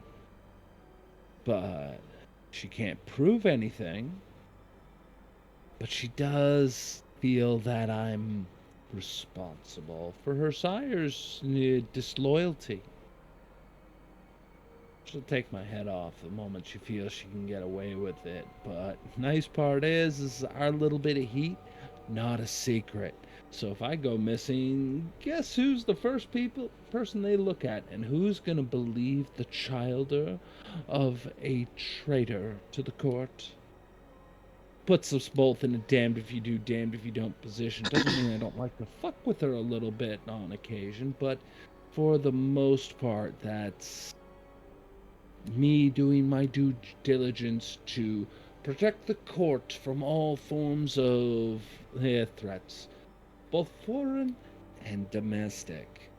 And this is going to turn into domestic abuse, I assure you of that in time.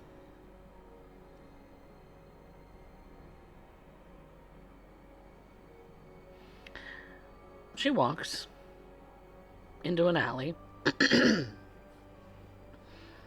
where she stops for a moment. She looks at a watch on her wrist. And as you're kind of I'm imagining you're walking by this alleyway invisibly. As you see as a van pulls up, a van you recognize. That's Kane's van. But a little girl comes out of it. A little girl who's holding a stuffed toy, kind of hops out of the van and kind of goes darting down the alleyway that Jade went down. Well, isn't that just a bad look? Shriek, do you recognize this little girl? Intelligence politics. Let's find out. You've been 15 years in the making. Let's see. Oh, you know exactly who this is. That's Cynthia. Cynthia's here. In this domain. And there's only one reason that Cynthia comes to any domain. That's to rip someone to shreds. You've heard tales. You've heard tales of her supposed strength, her quick reflexes, her very disarming childlike mannerisms, but that very dead sort of doll's eyes that are in that skull just unnerve everyone in the room. Yeah, I get the look. A predator posing as a house pet.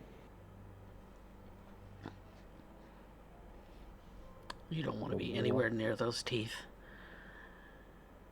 No, certainly not. But I'm actually more concerned on why is it that Kane's van ended up pulling up. That's not the type of person you want to end up being close to. But before you could really answer that question, Kane's van starts to drive off.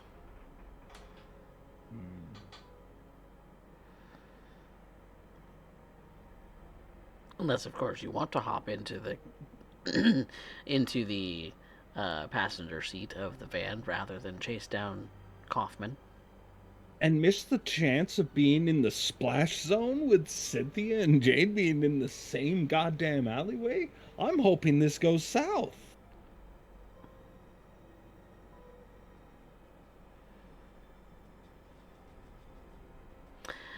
But instead, there seems to be no bloodshed down this alleyway just yet, as it seems that the two of them are just talking. I make sure I'm listening in. Cynthia says hello in the off-putting but very childish sort of way that she does, and Jade greets her with a hello in response. And the two converse, a little bit of chit chat about how they are, how they think things are going. You know, the sort of doldrum that is small talk. But the juicy bits that you find rather interesting is Cynthia asked Jade about Sister Charity. Now, I believe that might be the first time that you've heard that name, because I don't think you've been introduced to this character. No, I have not. But so far as you understand, I don't listen. So far as you understand, this is a resident of the Arlington domain, and so just hasn't been checked off the list as someone you've met. You want me to make a roll for it? Yeah, go ahead and make another intelligence politics. You might be familiar with what they look like. Probably isn't familiar with what they look like, but otherwise all I got is hearsay, nothing that's as concrete. Yeah. But then again, how do you be more infamous than Cynthia? Right, and so the only thing that really comes to mind is that Sister Charity sounds like a nun's name, so you suppose that's probably their getup, is that they probably masquerade as a nun in that way, or believe themselves truly to be a nun. Who knows? You'll have to meet them to find out. But Cynthia kind of talks to Jade about Sister Charity for a moment, and Jade surprisingly has informs Cynthia of where to find Sister Charity, and it's a church that's not too far away from where you are currently.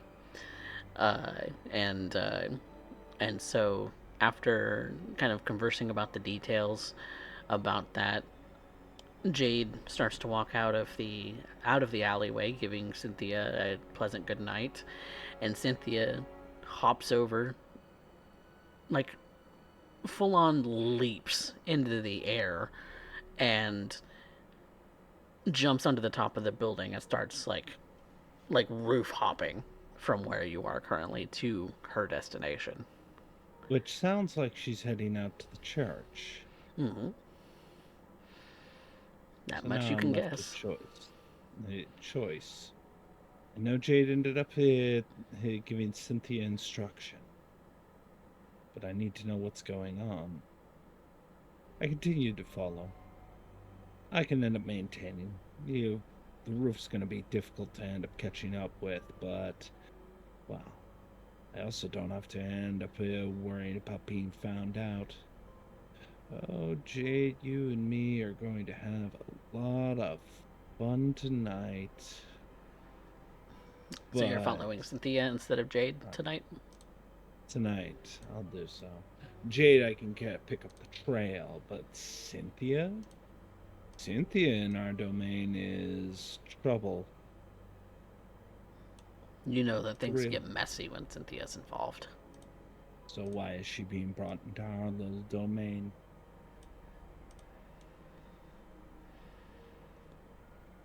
You make your way toward that church that you overheard.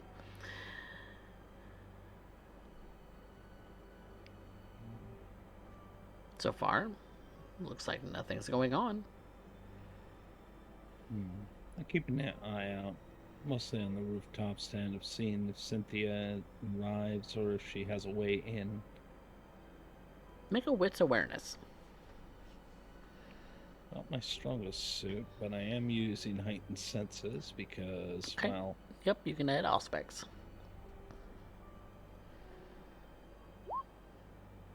that's 3. Okay. Respectable. She's small of frame, but she's wearing some rather light clothes, and so she's pretty easy to spot when she's roof jumping above where you can see her. She's she's not making. It's not like she's hopping between just willy nilly between rooftops. It looks like she is actually being observant of who might be watching before she makes a leap, because she doesn't. From what you understand, she is one of the enforcers of the rules, and an enforcer of the rules shouldn't break those rules. She keeps herself to that sort of moral code, so far as uh, the rumors say. And so she hops, waits a moment, hops, waits a moment, hops, and waits a moment. Eventually, she finds herself on the rooftop where it is that you spot her for the last time, and because you're below her and she's above you now, she disappears behind the roof and you can't see her anymore. I'm gonna keep an ear out, figuring out how she might be trying to get into this church. I lightly tap the doorknob just to see if it's moving or if it's a push door or anything like that, just to get a feel of if I need to get in, can I get in? You go for the doorknob and it is locked. So it does seem that this church is closed. So to get in, you'll have to either lockpick it or bust the door down. Well, thankfully I have a, if I so choose, I can end up getting in at almost any time I wish. Stealth with a break-in specialty. Ooh. Well, if you want to make sure that that door is open for a time in which you might need it, go ahead and roll that for a dexterity and larceny for break-in. Okay, so we're not going to use the break-in specialty for stealth. We're using larceny. Okay. Oh yeah, because the door's locked. You would have to lockpick it first.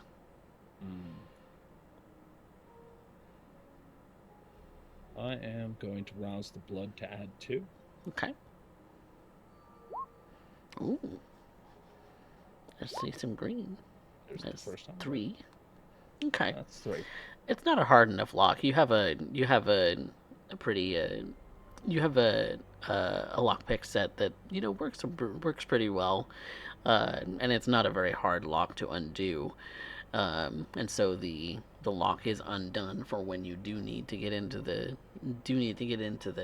building, should you need to. Wow. But it's very quiet so far. I will slip in. And as soon as I end up slipping in, I will reactivate Yeah, my powers of obfuscate All right. for unseen passage. Unseen passage. There we go. All right. Unseen passage, yet again, comes as easily to you as perhaps maybe it's the most natural state of being for you. Out of sight. The man always behind the camera. The one never seen. The one always there but never seen. That you slink into the main sort of rooms of the church. You see the very large sort of sanctuary, where just beyond this sort of small lobby, and you see little pamphlets and things like that, all kind of already strewn out for guests for the next Sunday service, and you see that all of the pews look very nice. All of the decorations look pristine. All of the Everything seems to be perfectly in place for the next mass. The um the It is still very quiet in this place. You don't hear footsteps anywhere. Even with your heightened senses, you don't hear footsteps. It's almost like there's no noise coming from this place at all right now. I continue to end up going along. Listening, mostly. Cynthia's small. Probably heavily experienced, not the first time she's had to break in, but she's also tries not to be seen. It's presumed that she's a little bit more quiet than most would expect. I continue to search around the premises, observing, listening. With your heightened senses, the first thing that you start to hear as you're walking through this place is the slight muttering of what sounds like prayer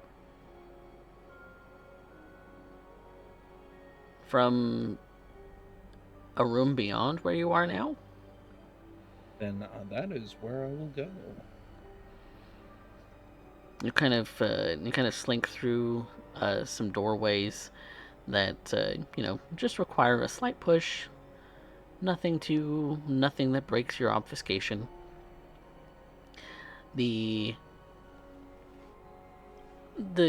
muttering starts to get a little louder. You realize it is a woman's voice. And how familiar are you with any sort of religion, Shrake? I got 1 dot in occult. 1 dot in occult? Okay. Then you would be familiar that it would be, especially from the words that she's saying, a forgiveness prayer.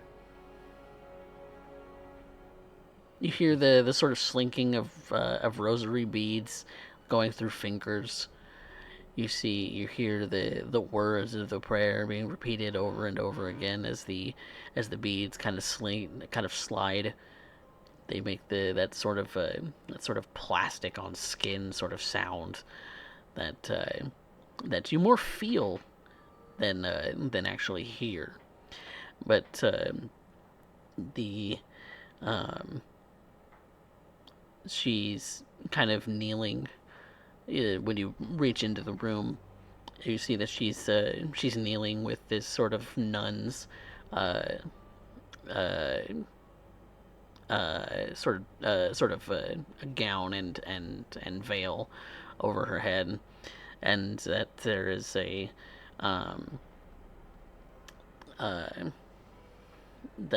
she just seems to continue uninterrupted.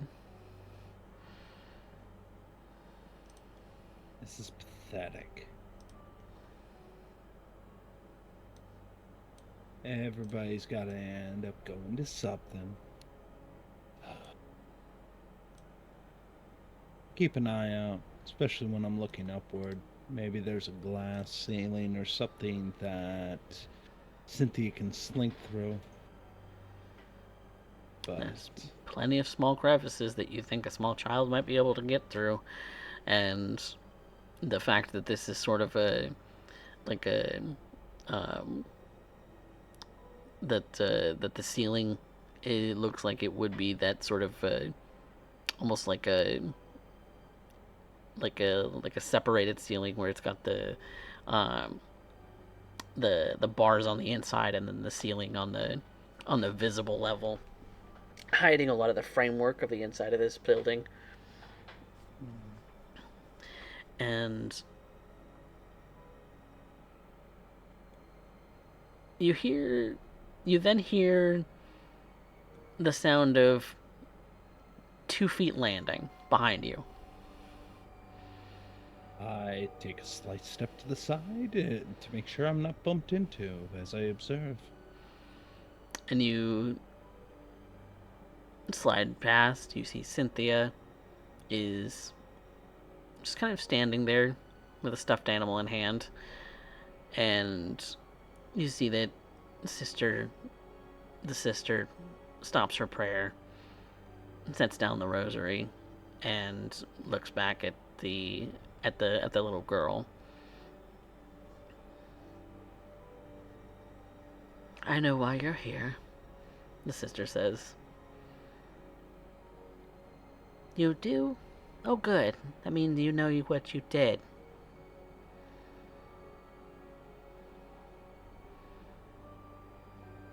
You broke rule number 1.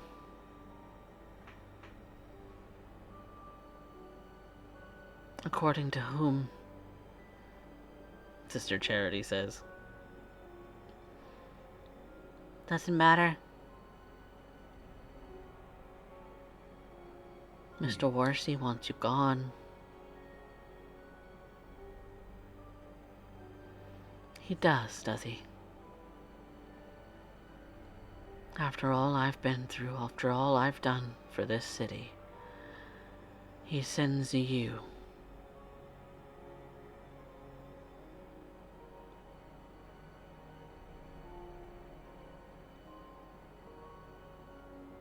And they just stare at each other momentarily before Cynthia lunges. At that point, Shriek will make his presence known. Cynthia, darling. She turns to you, and her face has gone from this cute sort of childlike look to it to this hideous, almost monstrous sort of multi-fanged sort of appearance, where she's snarling at you with her fangs bared. Ugh. Okay, that is no longer button cute. And now she's lunging for you. Cynthia, do you know who I am? He tries to end up remaining calm. Meanwhile, internally, oh my god, I'm about to get eaten. I'm about to get eaten by a little girl who is currently here trying to lose her shit, and the sister is about to end up being witness to my death. This was a very stupid idea. This was a really stupid idea. I don't like this. I am... Oh no. Yeah, Shriek, you're gonna have to make a dexterity athletics to dodge because she's not listening to you. Yeah. Well, we will take an athletics and a dex. That's 3. That's 3 successes. That's really good for Shriek. Oh no. That ain't gonna help. Good for Shriek. Oh no. Oh. Little did I know I crafted Derek's downfall. Oh no. I can't wait to see your next character, Derek. Hey, I'm not out of this yet. You're not out of this yet. Nope. So she hasn't even popped potence yet.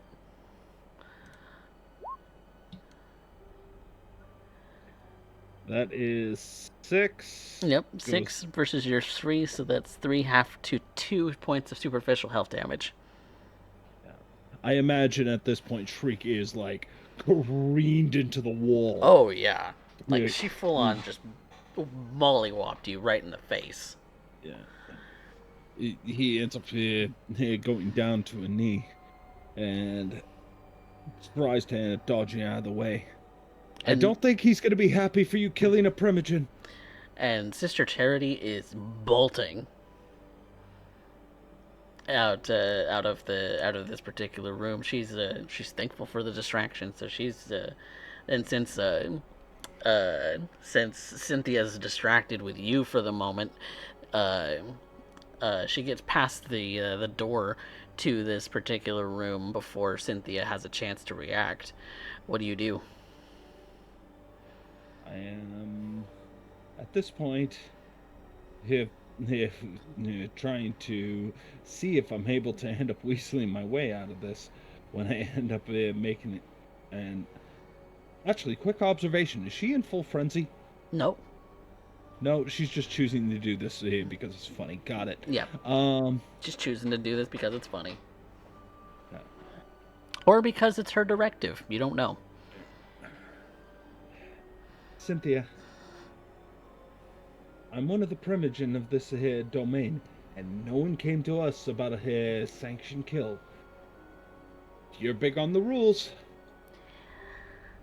You don't matter right now.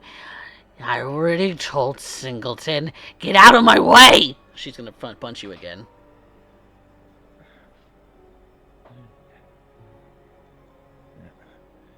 If you want to Trick dodge, is going to dodge. It's going to end up he's going to buy some time. I'm trying to persuade. yep. Or can I change this to a social combat reaction?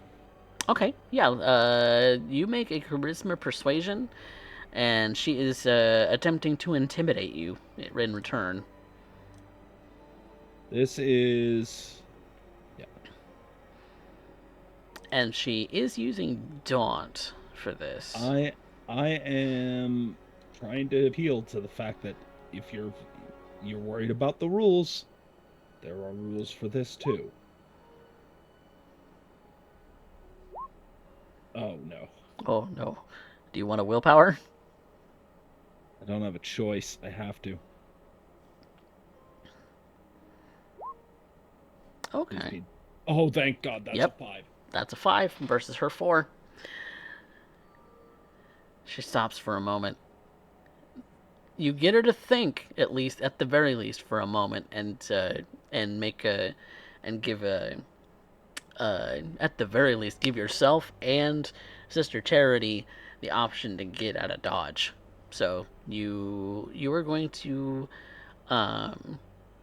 you were going to make a Dex Athletics, so she's going to make a Strength Brawl at a -2 as a result of that roll.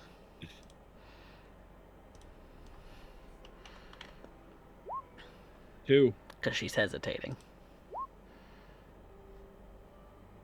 It's going to be 4 cut down to 2. Yep. And once she's walloped you back into the wall, she's going to go after Charity. You do that and you'll be breaking a rule too. I have orders! You have orders to do this properly.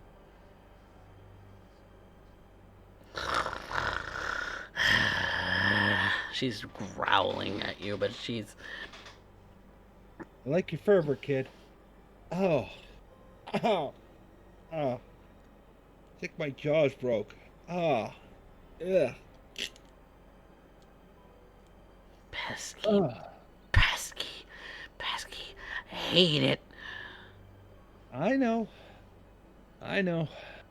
And But Sister Charity is still dashing. Yep. She's out of there. She's out of there. I don't want the prince's best girl to get in trouble.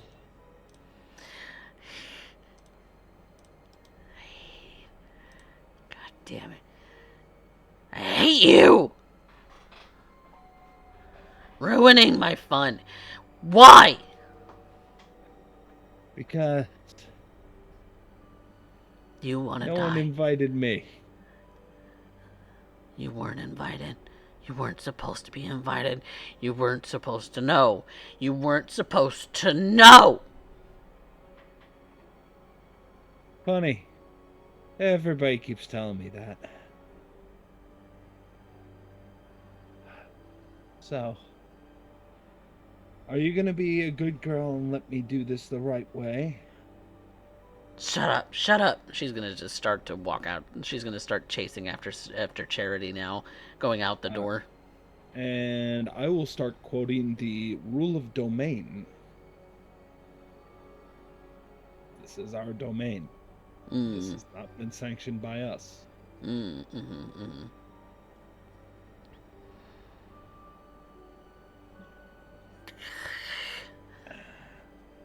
Cynthia's a lot of things, but she's very keen on the rules. That's what I've observed this entire time. It is the rules that define Cynthia as the good one. You hate God. No, she's gonna get away. She's mine. She's mine! When I say You're not the boss of me. you're right, but this is Singleton's part. These are his stomping grounds, not yours. I am a scourge. I go where I want. And if we needed a scourge, we'd call you.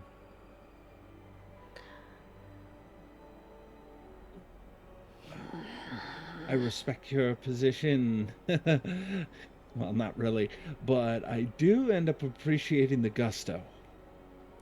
You have a big mouth. I do. And it gets me in a lot of trouble. Shut up. Why? Am I making sense? No, you're making stupid.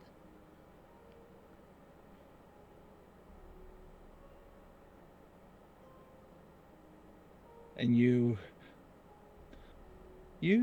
trust who told you where to go? Miss Jade? You know about her daddy, right? I know about her daddy. I killed him. Because he was a dirty traitor. He was. And let me try and start this from square one. They call me Shriek. And now if the lady told you anything, she might have told you about me too. That makes us partners. At least what she says.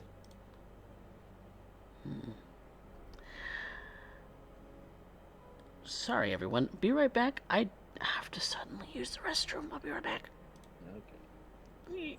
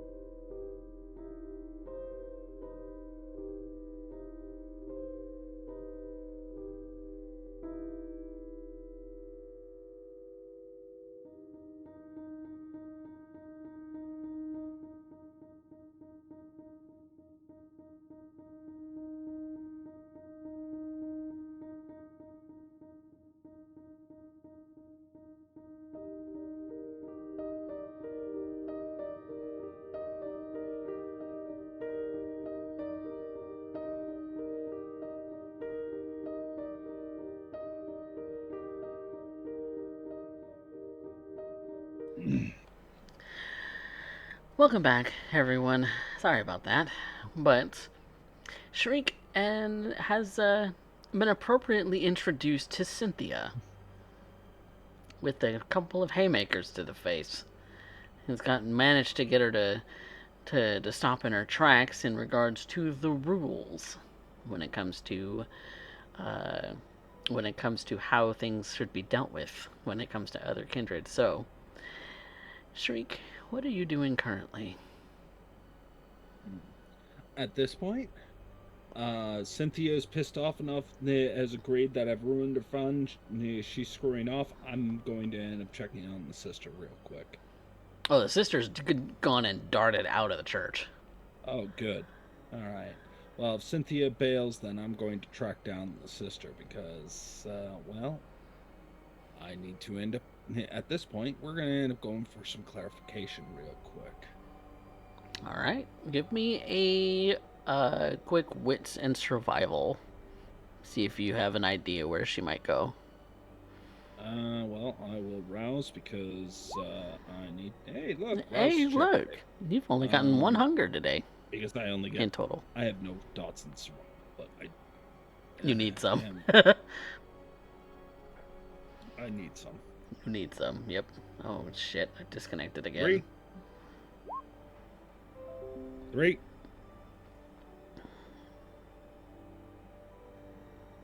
We can't catch a break, can we? Nope. There we go. Hey, haha. Oh, there it is. There it goes. Finally. Well, I'm not connected to Twitch anymore. Oh, there I am. Maybe. Hello. Hello. Nope. Howdy. Yep. Howdy, hi. Oh, there we go. Hi. Yes. Hi, I see your 3. Thankfully, I'm recording a single VOD, so this will be uploaded as one part. But, yeah, there's your 3. So it's not like she's gone terribly far. You are able to get an idea, especially since you've been kind of getting an idea of this little church here about where the hiding spots might be. So you are able to catch up with her, and she's definitely terrified of who you are. Why are you here? I wasn't aware I needed to end up checking in to enter a house of God. You know. Used to be an altar boy. Didn't you know? Are you making fun? Partly. I've been known to be a smartass. Where's Cynthia? She got upset when I told her she wasn't allowed to play until I gave the go-ahead.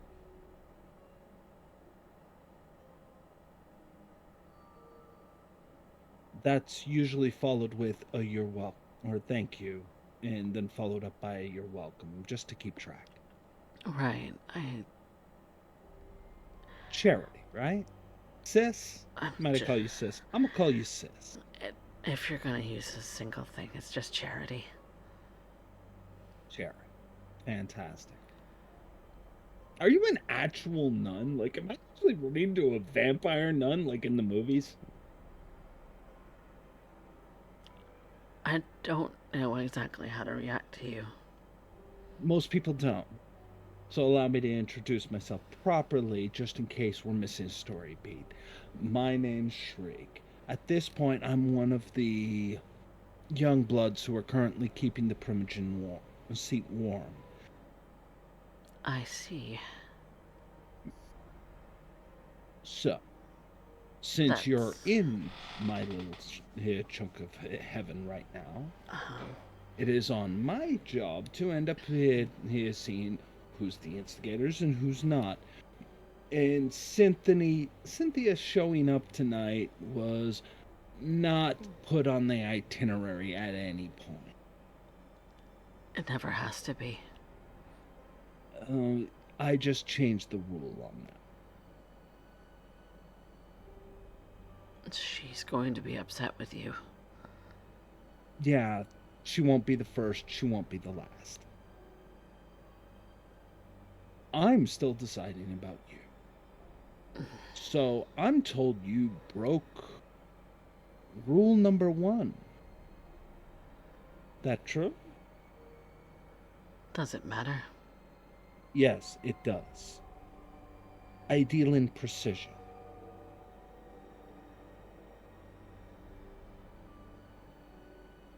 If I have any doubts, I'll just extend invitation to her back. Or right now, you can end up here giving us a little bit of a talk and, wow. Sister Charity, if you need to end up thinking of it in any way, God's not finished with you just yet. Otherwise, I wouldn't have shown up. Call it divine intervention.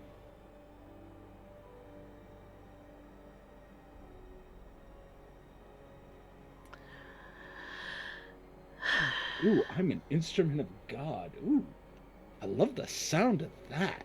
We're all instruments of God. Yeah, well, he's not used to tooling you around. So, yes or no? Somebody explain to me on how we end up having a masquerade breach with you. You know, I thought nuns were big on rules. I suppose technically it is true. Yeah. So, sis, It depends on whether or not you consider a ghoul to be one of our own. Shriek plops her arm over her shoulders, looks at her square in the eyes, and says, "Oh, sister, I am looking forward to this conversation." And I think that is actually where we are going to conclude for tonight, because it is rather late, and there are people who have places to be. So we're going to conclude there, and we'll come back to the conversation with Shriek and Sister Charity next time, after that big old mollywop into Shriek's face. That pretty face. Yeah, I've never got caught up in a game and I lost track of time. I don't know what you. I don't know what you're talking about. I don't know I what you're am, talking about. however, going to end up taking both my willpower because I have ended up taking a point of getting a little bit closer to my ambition. Ooh, nice. And I did find out more about Gerard. So I am back to full willpower despite the fact that I have no freaking health to work with. Hell yeah. Hell yeah. Well, let's go ahead and quickly get all of the things settled. I don't think there's any stains to issue, so I think we're all good on that. So hooray, you're all free from sin. And Derek already exclaimed how much he's recovering in willpower. So is there any other willpower recovery going to be going on tonight? Yes, I also completed my desire. Hell yeah. I learned about the Thin Bloods. Good for you. Yeah! Yeah! Willpower That is prizes. adventurous. Yes. Next time I'm letting Kane do the fighting. Yes, let Kane do the fighting. Shriek is not a fighter. He is not a fighter, Nosferatu.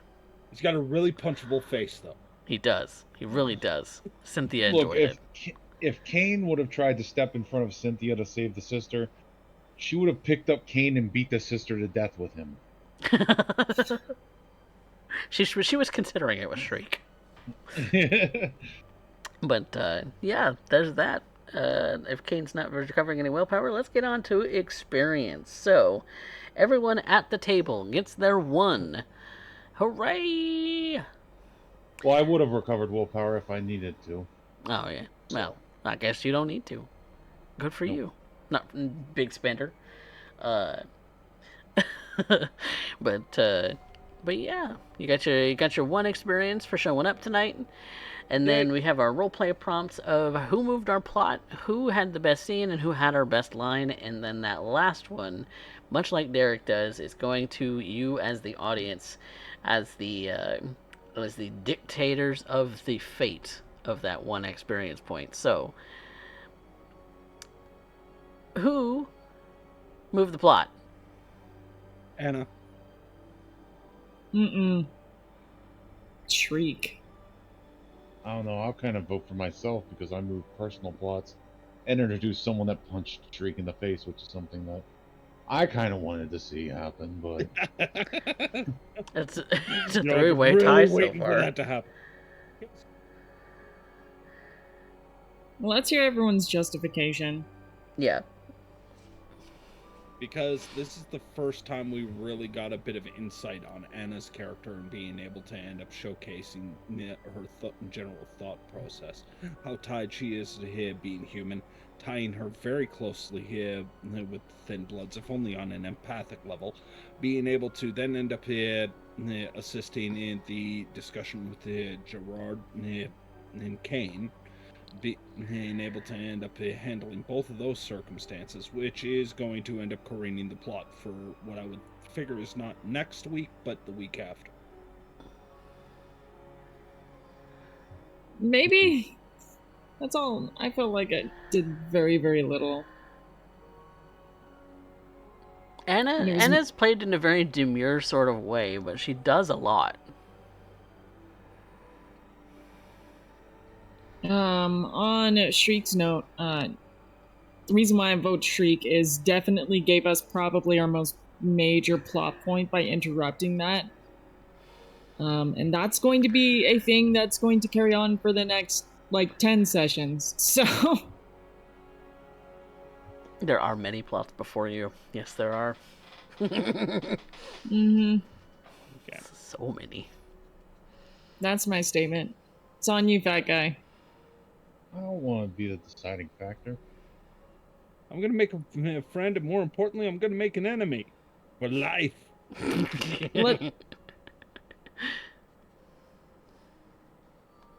I don't know. I could see...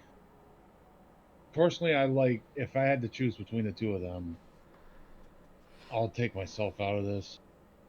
I would put Shriek for plot mover and put a scene with Anna for best scene against maybe me. And I kind of like the whole thing with please let me not piss off the little murder girl. Please let me not piss off. Should have wore the red pants. Yes, who knew you were going to take a shower today? Shower in blood. Yeah. So I guess I'll give it to Shriek. Okay, plot mover goes to Shriek. Okay. And then you said that Anna was best scene? I will agree with that. Alright, Anna's best scene. Hands down. Best line. This town needs an enema. I kind of like the implication. Oh, what you had a message to give me? What is it? Cynthia's in town and she said to say hi.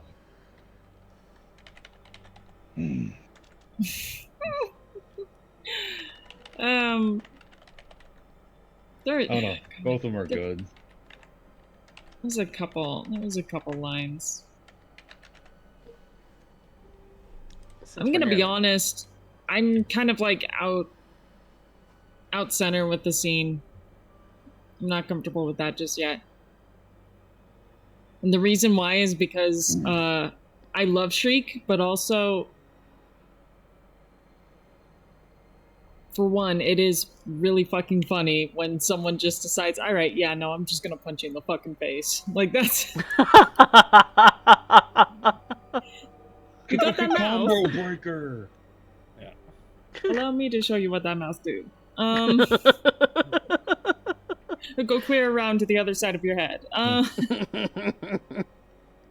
Yep. Definitely broke a jaw. Some of that superficial damage is a broken jaw. I love Shriek. I do. He's such a smartass and I love him. The other one is just me losing my shit over the fact that Kane just takes little girl, escorts her in unmarked white van. Just this one big guy.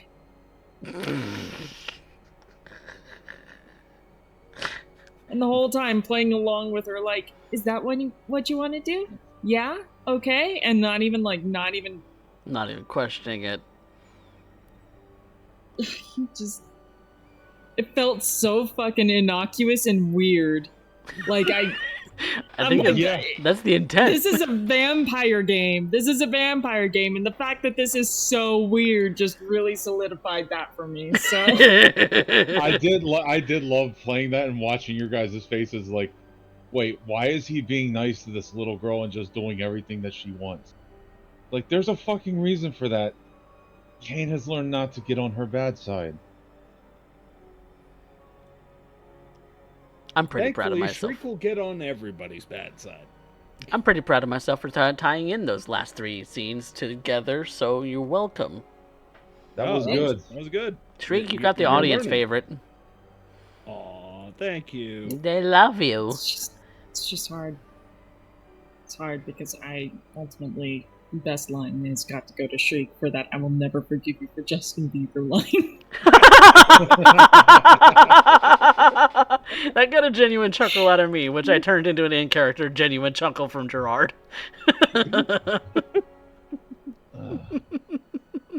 Well, Canada is known for war crimes, and he is one of them. Speaking truth. Amen, brother. Okay. All right, so where are we at? All right. The only argument is Sue has the best scene. That's the only argument that's coming up. Yep, best scene. No, I thought best scene was Anna. That was my vote, but and so was Kane's. Wasn't settled. Specs wasn't settled on that. I was torn between my scene and Specs' scene. So. Oh. I am willing to secede. Okay. Then Spectre's voting Kane. All right, Kane, you get the best scene. It's not your It's not your choice. I like that I don't have a choice. It's okay. I'm just gonna put it like this. And then best line was going to Shriek, right? Yes. Yeah. There was a slow burn that is transpiring. Yes. Well, that does it for all of the experience to hand out. Because we did a very short poll because I didn't want it to last too long. But yes, I'm sorry for all the interruptions that we've had here on Twitch for the live show because fuck my internet, I guess. My internet's been a little bit spotty, or it's been Twitch that's been spotty, so it's like gross. But thankfully, I have a single recording of all of it, including the behind the scenes of me derping when it comes to what happened to my internet? ? You're gonna get that all in the VOD. You're welcome. That's all gonna go uploaded on YouTube. I still have to actually publish some of the older episodes, but I need to make some edits first because I'm dumb and miscounted on the number of episodes we've actually had. So I gotta fix all of that before publishing everything. You're probably gonna get spammed on your YouTube feed, but that's okay because such is my life. But I hope you all have enjoyed the show. We will be back tomorrow with more of this wonderful show, Blood and Iron, next week Wednesday. But tomorrow we're going to be back with some Rebirth, a D&D tale, with some of my lovely cast like Spectre and Fat Guy here, and some Ravenstar and well, hopefully Mojo will be back soon with his internet completely fixed at some point, because we want our cleric and Woden Emery's, of course. We love we love how the dice have narratively chosen to make him the comedic relief. I'm so sorry. But yeah, that's it for us tonight. So say goodnight, everybody. Good night. Bitch, punch me in the face. You deserved it. And how?